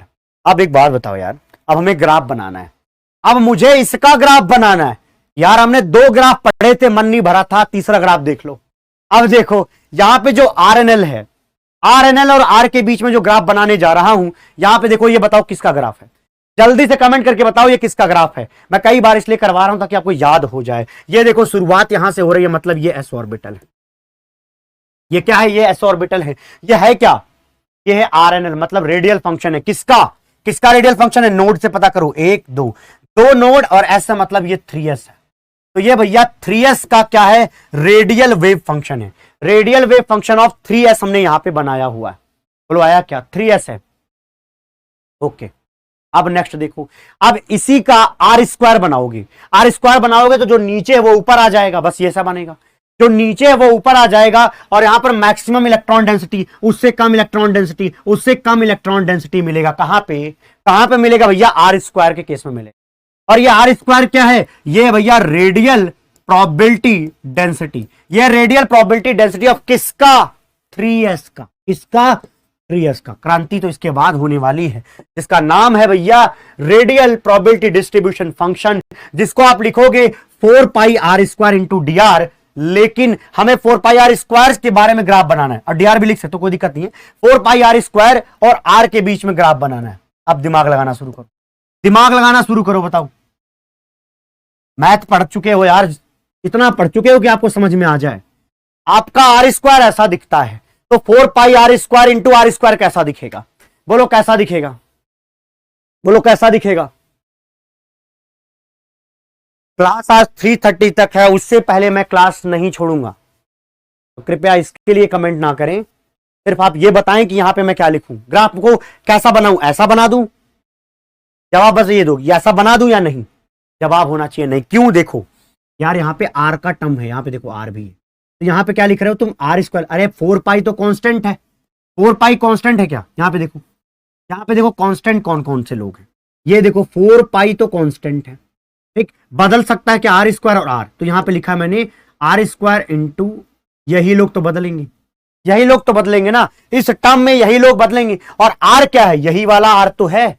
अब एक बात बताओ, अब एक बात बताओ, ये जो आर है, ये जो आर है, अगर मैं वो जीरो रख दूं यहाँ पे, कहां पे सर? यहाँ पे, यहाँ पे जीरो रख दूं, या ये वाले टर्म में जीरो रख दूं, तो जैसे जीरो रखूंगा आर स्क्वायर जीरो, ये जीरो हुआ, इसका मतलब ये पूरा टर्म ही जीरो हो गया। क्या बात कर रहे हो सर? यहां पे आर जीरो रखोगे तो यहां पे ये पूरा का पूरा टर्म जीरो हो जाएगा, और अगर ये जीरो हो गया तो हर बार चाहे जो ऑर्बिटल ले लो, हर बार चाहे जो ऑर्बिटल ले लो, हमेशा शुरुआत यहीं से होगी, शुरुआत यहीं से होगी। बोलो ये बात पकड़ में आई क्या? बोलो ये बात पकड़ में आई क्या? ये बात पकड़ में आई क्या जो मैंने अभी बोला है? शुरुआत यहां से होगी। दिमाग सिर्फ इस पर लाओ कि यार हमारी शुरुआत यहां से होगी ग्राफ की, हर बार, हर बार। अरे डीआर कहां गया? लिख दो डीआर, खुश हो गए? नालायक कह रहा हूं कि कभी कभी देखो, कभी कभी पेपर में डीआर लगा के देगा, कभी कभी नहीं भी देगा, कभी कभी इसी को शॉर्ट फॉर्म में R square into R square लिखेगा, क्योंकि 4 पाई कांस्टेंट है, तो वो इस तरीके से सवाल चेंज होगा, क्योंकि ग्राफ नहीं बदलेगा। कांस्टेंट बदल दोगे तो उसका एम्पलीट्यूड बदल सकता है, लेकिन ग्राफ थोड़ी ना बदलेगा, ग्राफ का नेचर तो सेम ही रहेगा, ठीक है। बस मुझे यह समझा दो, अगर आपको यह समझ में आ चुका है कि भैया शुरुआत यहां से होगी, तो कमेंट में लिख के बताओ मुझे समझ में आया। जय ज्वाला लिख के बताओ, लिख के बताओ समझ में आया कि नहीं, कि यार यहां से शुरुआत होगी। दोबारा बताऊंगा, नहीं आया कोई बात नहीं। देखो आर की वैल्यू यहां पे तो जीरो है, ग्राफ में आर की वैल्यू जीरो है, लिख देता हूं। यहां पर अगर आर की वैल्यू जीरो होगी, अगर यहां पर आर की वैल्यू जीरो होगी, तो यहां पर भैया यहीं कहीं इस वाले की वैल्यू जीरो होगी, R square 4 pi R square की वैल्यू भी जीरो होगी। यहां पर अगर आर जीरो होगा तो ये भैया जीरो होगा। क्यों? क्योंकि आर जीरो रख दोगे तो आर जीरो मतलब जीरो का स्क्वायर, वो भी तो जीरो, जीरो को मल्टीप्लाई किया इनके साथ, खत्म हो गए जीरो। इसका मतलब शुरुआत हर ग्राफ का शुरुआत रेडियल प्रोबेबिलिटी डिस्ट्रीब्यूशन फंक्शन के अंदर, चाहे वो एस हो चाहे वो पी हो, सबकी शुरुआत यहीं से होगी, सबकी शुरुआत यहीं से होगी। इसमें समझ में आया? ये इस ग्राफ का महत्व ही यही है कि वो सबको कहां पे लाया? जमीन पे। कहां? अपने यहां से शुरुआत करवा रहा है। अच्छा ये देखो, इन दोनों में तुम ऊपर से बनाते थे एस के अंदर, लेकिन इनके अंदर मत बना देना, इनके अंदर मत बना देना। ये देखो कहां से? यहां से शुरुआत करो। अच्छा ये बात तो हमें समझ में आ गई। अब अगली चीज बताइए सर। देखो यहां से तो हमने बनाया, लेकिन एक बात बताओ, आर की वैल्यू तुम बढ़ाते जा रहे हो क्या? आर की वैल्यू तुम बढ़ाते जाओगे तो बताओ R square 4 pi R square की वैल्यू बढ़ेगी या घटेगी? बोलो बढ़ेगी या घटेगी? तो आप बोलोगे बढ़ेगी। और अगर बढ़ेगी तो आपकी बार पीक पहले छोटा होगा, बड़ा होगा, फिर बड़ा होगा। नहीं आया? डांस का स्टेप कराने के बाद भी नहीं आया क्या? बड़ा होगा, पहले क्या होगा? सबसे छोटा होगा। छोटा क्यों होगा भाई?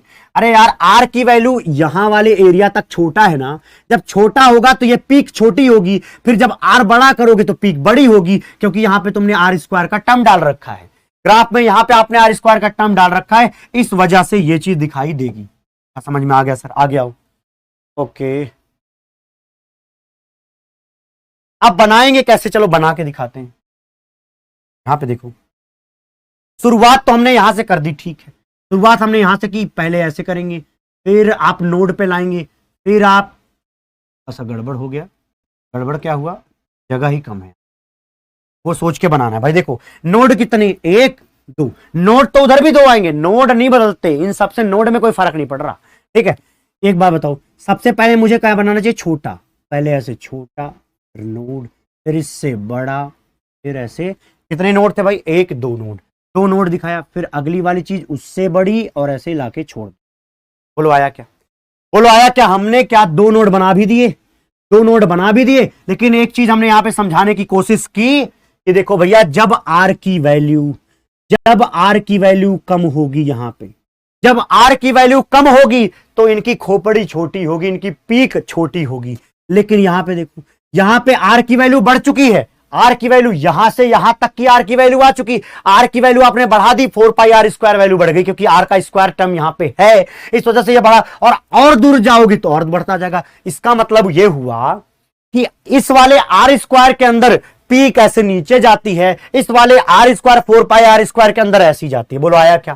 बोलो ये चीज समझ आई क्या कि यहां पे ये यहां होगा तो ये यहां होगा, ये यहां होगा, धीरे धीरे ये चीज उठती जाएगी। मतलब आप छोटे पहाड़ पे चढ़ रहे हो, फिर बड़े, फिर सबसे बड़े पहाड़ पे जा रहे हो। यहां पे क्या है, यहां पे आप पहाड़ से उतर रहे हो, किसमें? आर स्क्वायर के केस में। ओके, अब आते हैं नेक्स्ट पे। समझ में आ चुका होगा। अगली चीज ध्यान देना, अगली चीज ध्यान देना। अब मैं पढ़ाना बंद कर रहा हूं, अब मैं मतलब आपको और ज्यादा इधर फोकस कर रहा हूं, लिखूंगा कम से कम चीज। ग्राफ पे फोकस रखना, ग्राफ पे फोकस रखना।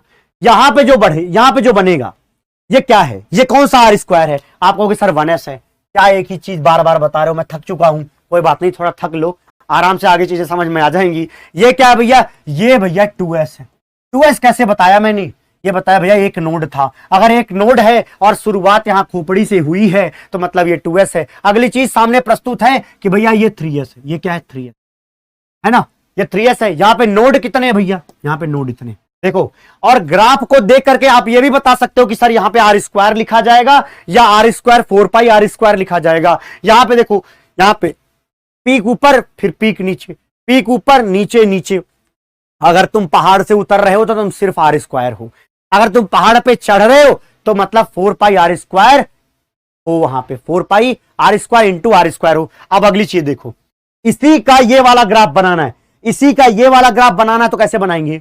1s का यहां पे ग्राफ बनाएंगे तो मैंने क्या बताया है कि जब R square 4 pi R square करोगे तो सबकी शुरुआत यहां से होगी, सबकी शुरुआत मेरे भाई यहां से होगी। तो यहां से कर लेते हैं शुरुआत। ये देखो, इसका ये क्या है?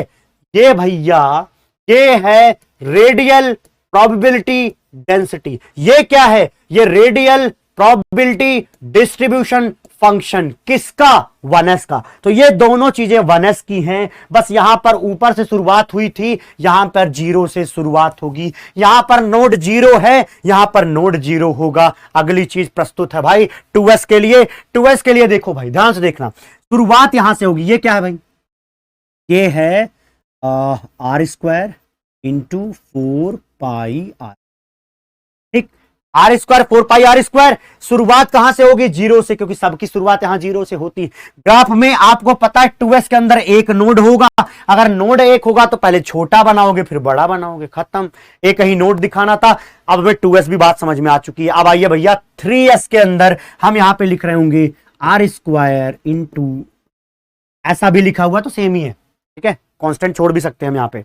अब इसका ग्राफ बनाएंगे तो ऐसा, ये देखो, देखो, इसमें पहाड़ पे ऊपर से नीचे आए, लेकिन यहां देखो इस तरीके से ऊपर से चढ़ रहे हो, ठीक है। ग्राफ समझ में आ रहा है? पहले छोटा फिर बड़ा फिर बड़ा। ये कब बनाना है? R square into R square. क्यों बनाना? रटना नहीं है यार, कहीं तुम रटने लग गए तो फिर मैं इतने जो एफर्ट मार रहा हूं ना नंबर ऑफ क्लासेस ले ले करके, वो मेरे लिए फिर तकलीफ दे होगा कि किसी ने मैसेज किया सर मुझे तो समझ ही नहीं आया। भाई वीडियो 2-4 बार सुन लेना अगर समझ में नहीं आया। मैं गारंटी ले रहा हूं, अगर मंद बुद्धि हो, बंद बुद्धि हो, तब भी आपकी बुद्धि खुल जाएगी, ठीक है। इतना अच्छे से हमने पढ़ लिया अब तक। अब आता है नेक्स्ट पे। इसमें कोई समस्या नहीं होगी, मेरी समझ से कोई समस्या नहीं होगी, सब कुछ समझ में आया होगा। ज्वाला भाई आगे चलते हैं। क्या है ये क्या है और ये क्या है? बताओ, इसके लिए आप क्या बोल सकते हो? ये आर स्क्वायर है भाई, सिर्फ आर स्क्वायर। क्या ये टूपी तो नहीं है? ये क्या टूपी है? क्या ये टूपी है भाई? हो गया, चेक कर लो, चेक कर लो, टूपी है क्या? ये शायद 3p है। ये टूपी है क्या भाई? टूपी के अंदर नोड आता है? नहीं आता सर, नोड नहीं है, यहां पे नोड नहीं है। अच्छी बात है, 0 से हमने शुरुआत की है। आर स्क्वायर के केस में अगर हमने 0 से शुरुआत की तो या तो वो p है या तो वो d है, और अगर हम p की बात करें तो ये 2p है। यहां पे देखो, यहां पे 3p हमने शुरुआत भी यहां से की, ठीक। तो आर स्क्वायर के केस में हमें ऐसा मिल रहा होगा।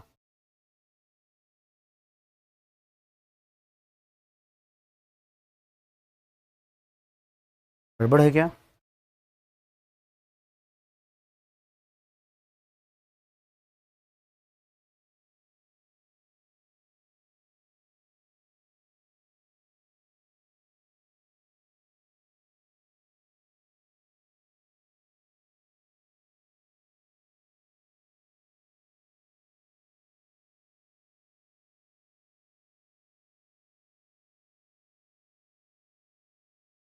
ठीक है भाई, अब आते हैं नेक्स्ट पे। मैं अब ज्यादा वो नहीं करना चाह रहा, मुझे लग रहा है आ गया होगा समझ में। एफर्ट ज्यादा मारने की जरूरत ही नहीं है यार। ये देखो, ये यहीं से जीरो से शुरुआत होते थे, ये तो होते हैं जीरो से, में क्या ही है। यहां पे कमी लग रही है यार, यहाँ ग्राफ सही करूंगा तो गड़बड़ हो जाएगा। ये ग्राफ तो पहले से लिखा गया है, तो एक मिनट के लिए मैं इसको हटा देता हूँ। एक्चुअली क्या है, मुझे ऐसे बनाना चाहिए था, पहले बड़ा फिर छोटा, ठीक है। तो ये आप खुद बना लेना है ना। ये पहले क्या करना होगा, ये बड़ा फिर इस तरीके से। अब देखो वही ना, पहले जो लिखा हुआ वो गड़बड़ कर देगा। तो ऐसा करते हैं, इसको क्रॉस मार देता हूँ, ठीक, इसको क्रॉस मार देता हूँ। ये आपका होमवर्क बना दूंगा मैं, ठीक। तो क्रॉस मार दो भाई, केवल वहीं पर फोकस रखो, ठीक। यहाँ पर आओ, यहाँ पे बस इतना समझो। 2p का अगर ये है तो क्या ये 2p के लिए ये चीज लिखी जाएगी। इस वाले को छोड़ दो, इस वाले को छोड़ दो अभी, है ना। इस वाले पे फोकस, क्योंकि ये थोड़ा सा उल्टा हो गया है। ओके, अब देखो मैं एक्चुअली यहीं पे बता दूंगा। 2p निपट गया भाई, अब हम 3p पे आते हैं। 3p, चलो भाई 3p पे आओ, 3p पे आओ। 3p में बस एक चीज उल्टी लिख दी गई है, वो हम चीज यहाँ पे सही कर देंगे। चलो 3p, अब देखो 3p में ये आर स्क्वायर होगा और ये R square into R square, सही हो गया। अब R square into R square उसको करूंगा मैं, आर स्क्वायर इसको। देखो ये हमारा आर स्क्वायर है और ये हमारा R square into R square है, मतलब समझ रहे हो ना, radial function into R square. अब देखो कह रहा काला कर दो, अरे भाई सही कर दिया मैंने। उसको लग रहा है नोट्स में गलत जाएगा, नहीं जाएगा, चेक करो भाई, यही जाएगा ना। ये आर स्क्वायर आर हो गया और ये R square into R square. ये क्या है, रेडियल, ये क्या डेंसिटी हो जाएगी, रेडियल डेंसिटी या रेडियल प्रोबेबिलिटी डेंसिटी, एक ही बात है। ये रेडियल प्रोबेबिलिटी डेंसिटी, ओके। ये क्या है, रेडियल प्रोबेबिलिटी डिस्ट्रीब्यूशन फंक्शन। तो ये ग्राफ ये है और ये वाला ग्राफ ये है। जुगाड़ ओपी, ओके। हाँ, अगली चीज क्या है भाई, देखो अब ये देख लो एक बार, आप ये देख लो एक बार, अब देख लो बस।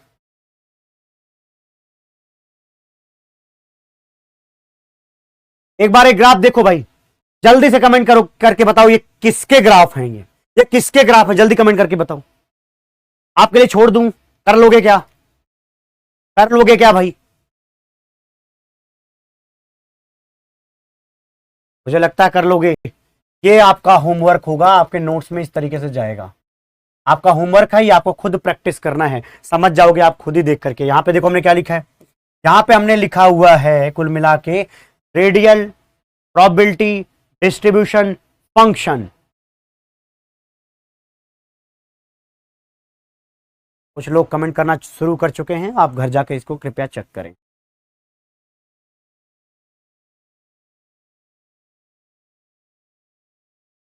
अब एक मजे की बात बताता हूं, सर यहीं करा दो ना, क्यों दे रहे हो घर पे, नहीं दे रहे भैया। एक्चुअली मुझे यहाँ पे पूरे पढ़ाने का एक लास्ट में क्या देना है, एक छोटा सा पार्ट देना है। ट्रिक नहीं है ये, ट्रिक विक नहीं बोलता मैं इसको। देखो क्या है ये, देखो अब ना मैं कुछ थोड़ा आपके सामने क्रांतिकारी काम प्रस्तुत करे ना, ऐसे थोड़ी चलेगा, ग्राफ पढ़ा रहे। हाँ अब देखो भाई, चीज क्या है, जहां से ऑर्बिटल की शुरुआत होती है, जहां से ऑर्बिटल की शुरुआत होती है उसके लिए ये पहला ग्राफ है। जहां से ऑर्बिटल की शुरुआत हुई उससे एक स्टेप आगे बढ़ोगे तो वो दूसरा है। जहां से आपके ऑर्बिटल की शुरुआत हुई उससे एक स्टेप और आगे बढ़ोगे तो ये तीसरा है। सर ये क्या बोल दिया, समझ नहीं आया। अच्छा, ऐसी कोई चीज नहीं जो हम बोले आपको समझना है भाई, है ना, क्योंकि हमारे कॉन्सेप्ट बाउंस बैक नहीं करते। कमेंट में लिख के बताना बाउंस बैक करते हैं या नहीं करते। देखो भाई, ये अगर 1s है, ध्यान देना, इसलिए मैंने कई कमेंट देखे, तब मुझे वहां से ये चीज क्लिक कर गई, तो मैंने सोचा अभी बता दूं, अदरवाइज दिक्कत होगी बच्चे को। ये 1s है, यहीं से तो s ऑर्बिटल की शुरुआत कहां से, 1s से, और ये क्या होगा फिर 2s। ये अगर 1s है तो ये 2s होगा और ये क्या होगा, ये 3s। Nature of graph same रहेगा, क्या रहेगा, नेचर ऑफ ग्राफ सेम रहेगा। ये 1s, ये 2s और वो 3s, क्या ये 1s, ये 2s और ये 3s। अब एक बात बताओ, तुमसे पूछता हूं कि p ऑर्बिटल की शुरुआत कहां से होती है, p ऑर्बिटल की शुरुआत कहां से होती है बताओ। आप कहोगे सर p ऑर्बिटल की शुरुआत होती है 2 से, n = 2 से उसकी शुरुआत होती है। अरे यहां नहीं, n = 2 से शुरुआत होती है।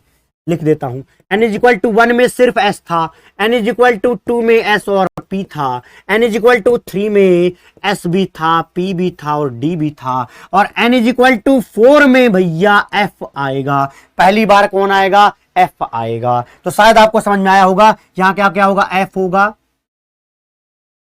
एक मिनट, df लिखते हैं। कईयों को वो बात क्लिक कर गई होगी जो मैं बताना चाह रहा हूं, क्योंकि कई लोगों ने कमेंट में लिखा है। आपको अगर ये सारी बातें समझ आ रही हैं तो बहुत मजा आ रहा है, इसका मतलब आपको क्लिक कर रही हैं सारी चीजें। ओके, ये देखो यार, n इज इक्वल टू 1 में s था तो मैंने लिखा ये 1s है। अब मैं कह रहा हूं पहली बार p कब आया? पहली बार p आया 2 में, तो इसका मतलब ये 2p है, ये 2p है भाई। और ये क्या है? ये 3p। इसका मतलब ये क्या है? ये 4p। अरे बोलो आया क्या? आ ही जाएगा। अब देखो n इज इक्वल टू 3 में पहली बार d के दर्शन हुए थे, पहली बार d के दर्शन n इज इक्वल टू 3 में हुए थे। इसका मतलब मेरे भाई ये है कि ये भाई साहब 3D का ग्राफ है, यही 3D का ग्राफ है। ये भैया 4D का ग्राफ है, ये भैया किसका ग्राफ है? 5D का ग्राफ। बोलो आया क्या? बोलो आया क्या? ये 5D ग्राफ है।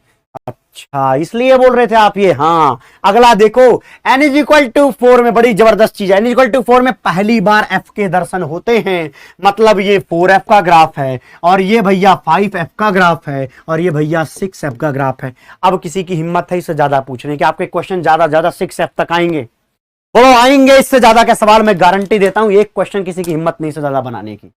हिम्मत नहीं, क्योंकि कोर्स ही इतना दिया हुआ है और उसमें जहां तक की लिमिट सोची जा सकती है किसी के द्वारा वो सब पढ़ा दिया है। तो यहां तक मेरे थ्योरेटिकल पार्ट का खात्मा होता है।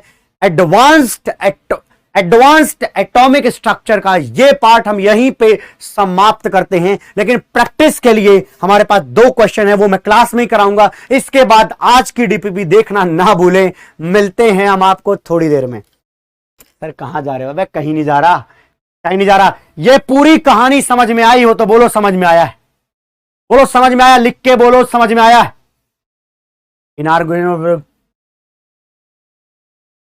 कैसी कैसी बातें लिख रहा है नालायक।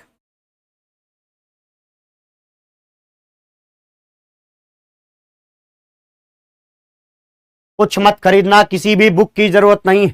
अगर आपने मेरे नोट्स को, मैं बोल देता हूं कि कब तक, जब तक आपका पेपर हो रहा होगा तब तक आपने 4 बार रिवाइज कर लिया, सिर्फ 4 बार। क्लास ध्यान से सुनो और खुद का नोट्स बना के, पहली बात यार ये याद रखो, तो ना जब तक किसी का कॉपी मार के, ऐसा मान लो ये चीज मिली, घर पे बैठो ग्राफ खुद बनाओ, टाइम लो, आज थोड़ा सा बनाओ, कल दूसरा बना लेना, कल अगला चैप्टर पढ़ा रहे हैं हम, ठीक। धीरे धीरे बनाते जाओगे, आपके जो हाथ में मसल्स है ना, उनकी एक मेमोरी होगी, वो माइंड के मेमोरी से वो क्या करेंगे, फ्रीक्वेंसी मैच कराएंगे। पता नहीं ऐसा साइंस होता भी होगा कि नहीं, लेकिन मुझे लगता है कि ऐसा होता है, ठीक है, तो होता ही होगा।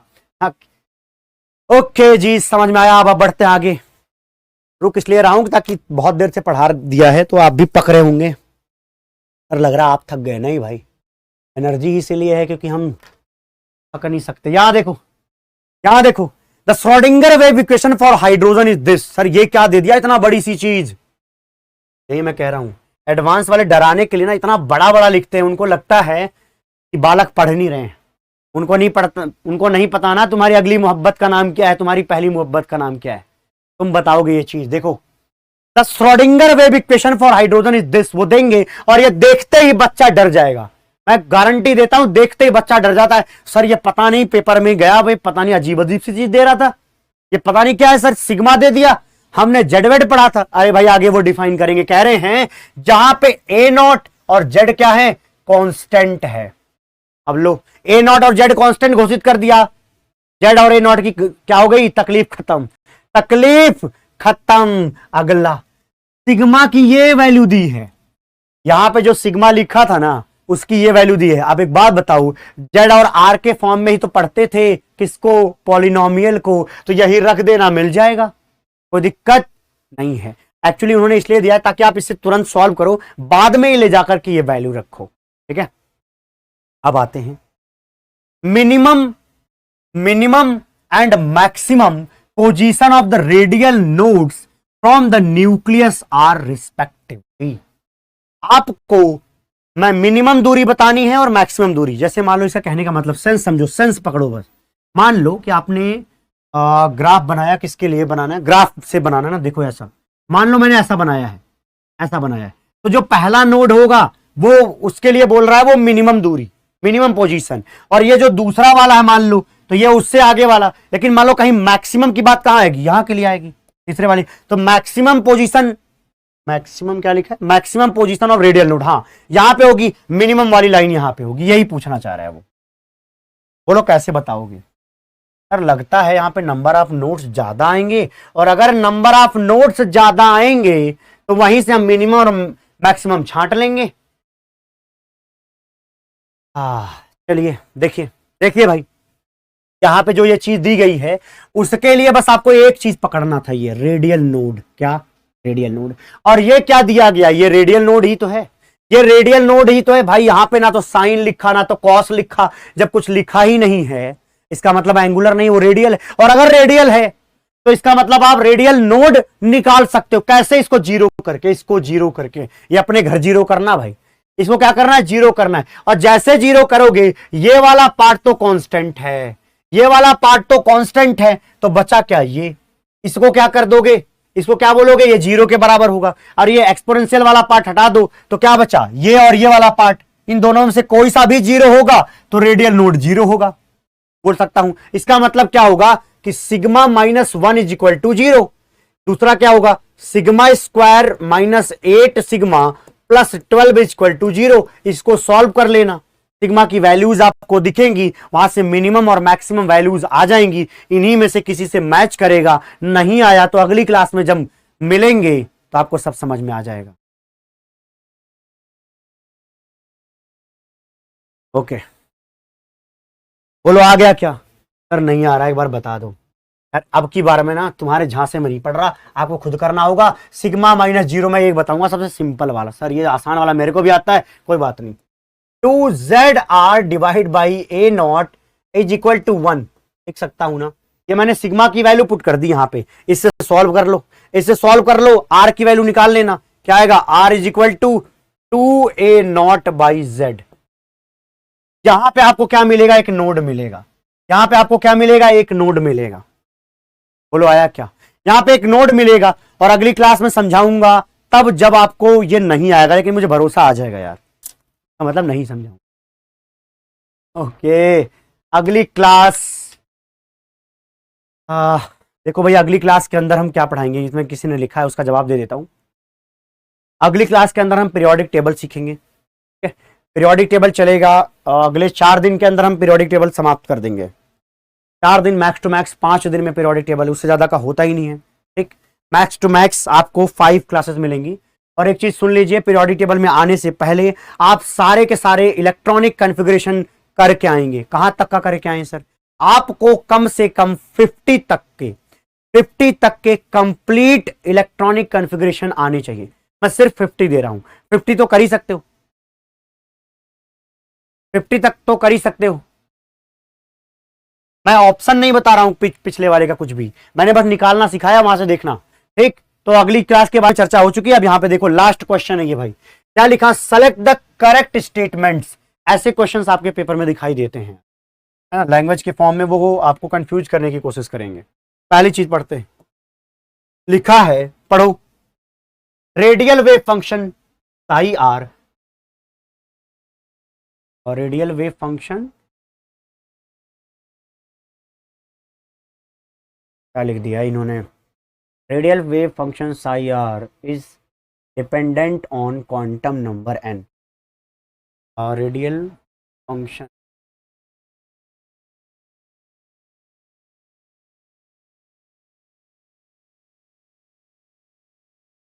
हाँ यहां से होगा, यहां से होगा, इतना पार्ट होगा भाई,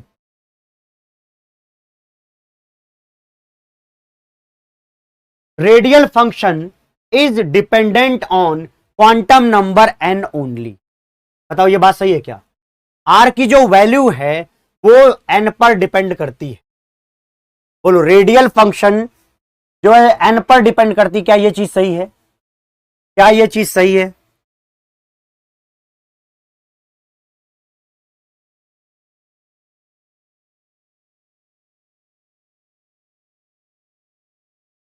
बोलो सही है क्या, उन्होंने n ओनली लिख दिया है, आप भी यही लिखना, radial function r is dependent on quantum number n, only काट देता हूं। मैं इसको चाह रहा हूं मैं इसको सही साबित करूं, ठीक है, मैं इसको सही साबित करना चाह रहा हूं। आप बताओ क्या लिखा है, radial function is dependent on quantum number n, बोलो अब सही है क्या? हाँ सर सही है, क्योंकि रेडियल फंक्शन RNL लिखा जाता है, तो निश्चित रूप से अब RN तक तो सही है। हमने ओनली काट दिया, हटा दो, मैं इसको सही साबित करना चाह रहा हूं। एक्चुअली क्या, मैं ये फैक्ट्स आपके दिमाग में किसी माध्यम से डालना चाह रहा हूं ताकि याद रहे आप। ओके, अगला क्या दिया है, angular wave function depends only on the direction and is independent to the distance from the nucleus. Very good, सही चीज लिख रखा है। क्या बोल रहे हैं, देखो भाई, इसको मैंने एकदम शुरुआत में बढ़ाया हुआ है। क्या पढ़ाया था कि जो RNL होता है ये डिस्टेंस डिपेंडेंट है, वहां पे क्या लिखा जाता है, आर लिखा जाता है कुछ इस तरीके से, और आर क्या, रेडियस ही तो होती है। और एंगुलर के बारे में क्या बोला गया था, थीटा और फाई, वो डायरेक्शन डिपेंडेंट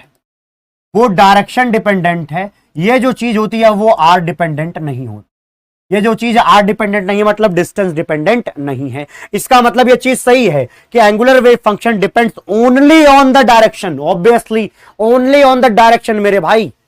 लेकिन अगला क्या, is independent to the distance from the nucleus. Very good, यही चीज तो मैंने बताई भी है और यही यहां पे सही निकल के आ रहा है। अगला देखो, अगला है R square R theta phi, मतलब है क्या, देखो आगे लिखा है, इज द प्रोबेबिलिटी डेंसिटी, लग तो सही रहा है क्योंकि अब फाई यहां पे क्या लिखा है, आर बोल दिया मैंने, ये क्या है, Sai square is the probability density of finding the electron at a particular point in the space. Very good, सही है, ये भी सही है भाई। साई स्क्वायर क्या बताता है, probability density of finding an electron at a particular point. अबे सब सही है, यहां मैंने सब सही लिखा हुआ, ओनली लाइन यहां से काट दो तो सब सही हो जाएगा। अब देखो डी, ये भी सही है। अगला देखो, रेडियल प्रोबेबिलिटी डिस्ट्रीब्यूशन फंक्शन आ गया भाई, रेडियल प्रोबेबिलिटी डिस्ट्रीब्यूशन फंक्शन आ गया, कौन, वो आ गया, यही सुना है, मीम वगैरह में दिखा होगा आपको। Radial probability distribution function gives the probability of electron being present at a distance r from the nucleus. Very good, अरे सही तो है भाई, उस सेल की जो दूरी थी वो न्यूक्लियस से r थी और वहां पर आप क्या निकाल रहे थे, प्रोबेबिलिटी ऑफ फाइंडिंग इलेक्ट्रॉन या probability of the electron being present at a distance r। मजा आया क्या, बोलो मजा आया क्या, ये सब सही है, सब सत्य है। यहां से ओनली काट दो, ये वाली बीच वाली लाइन काट दो, अब आपको यहां पे सब कुछ सही दिखाई दे रहा होगा। ओके चलिए जी, तो इस तरीके से करते हैं समाप्त, मिलते हैं आपको अगली वीडियो में। तब तक के लिए खुश रहिए, प्रसन्न रहिए और जिंदगी में मचाते रहिए, आसपास वालों की खोपड़ी बजाते रहिए। मिलते हैं आपको अगली वीडियो में, बाय बाय, टेक केयर। आपको पिछले क्लास का नोट्स मिल जाएगा, अभी मैं जाके लिखना शुरू कर देता हूं, ये सारी चीजें भाई लिख रहा हूं, ठीक है, मिल जाएगा आपको, निश्चिंत रहिए। वादा किया तो निभाना पड़ेगा, बस आप अपना वादा निभाइए, हम अपना निभाते हैं। आपका वादा क्या है भाई, आपका वादा है कि जितना पढ़ाया जाए, आप ये वादा करो खुद से, मुझसे करके कोई फायदा नहीं है, अपने लिए रखा हुआ वादा, वो वादा सिर्फ अपने लिए करो तुम, ठीक है। ये तो फिर गाना गाओगे, वादा तो टूट जाता है, दूसरे से मत कर भाई, अपने से कर, खुद से करोगे, खुद से आग लगेगी तो आराम से पानी मार मार के बुझाओगे उसको, है ना। ओके, जय ज्वाला, जय ज्वाला, जय ज्वाला। ऐसा नहीं लगता जैसे अपन वो आहुति देते हैं ना, क्या होता है, यज्ञ वगैरह टाइप का जिसमें जलता रहता है, ओम स्वाहा, कुछ इस तरीके से फील लाते हैं। कोई बात नहीं, हाँ कर देंगे इंस्टाग्राम पे रिप्लाई भाई, मेरे भाई बहुत सारे काम हैं। अगर आपको ऑफिशियली कोई चीज़ भेजनी है तो कृपया टेक टीम वाले मेल को करें, और किस पे भेजें भाई, support@apnikkaksha.net पर भेजें, ठीक है। सी इनकरेक्ट है, is the probability density of finding the electron at a particular point in the space क्यों गलत है ये? मुझे तो कुछ गलत नहीं लग रहा है। इसी स्पेस में प्रोबेबिलिटी ऑफ फाइंडिंग, अरे वही तो है प्रोबेबिलिटी डेंसिटी। कहीं तो उससे ये जो साई है ना, ये कंप्लीट साई है जिसमें आर भी है, थीटा भी है, फाई भी है। कल मेरी क्लास नहीं होगी, कल मेरी क्लास नहीं होगी, कल फैजल सर की क्लास है, परसों भी है। मेरी क्लास सैटरडे को है, मेरी क्लास सैटरडे को होगी। हो सकता है कि मैं संडे को भी 2 क्लासेस लगाऊं, क्योंकि मैं हो गया बहुत ज्यादा पीछे, क्योंकि मैं बहुत धीरे धीरे पढ़ाने लग गया था शुरू में। ठीक है, कि मुझे लग रहा था कि पहले फ्रीक्वेंसी का मैच करना बहुत जरूरी है, नहीं तो बाद में क्या होगा कि मतलब क्या हुआ, अगर हम समझा रहे हैं आपको समझ ही नहीं आ रहा है, फिर मेरे यहां खड़े होकर के बोलने का कोई सेंस नहीं है। ठीक है, अपन कोई कंप्यूटर नहीं है जिसको ऑन कर दिया बोले जा रहे हैं, नहीं, समझाना है ना आपको। ओलंपियाड लेवल क्या होता है, इससे ऊपर कोई लेवल नहीं होता है, यही होता है सब कुछ। जो एडवांस लेवल है उससे भारी लेवल कुछ नहीं है इंडिया में। हाँ, मास्टर्स करोगे तब लेवल बढ़ जाएगा। चलिए जी, बाय बाय, टेक केयर। सब कुछ धुआं धुआं कर दिया सर। ओह भाई, ओके बाय बाय। अब अगले दिन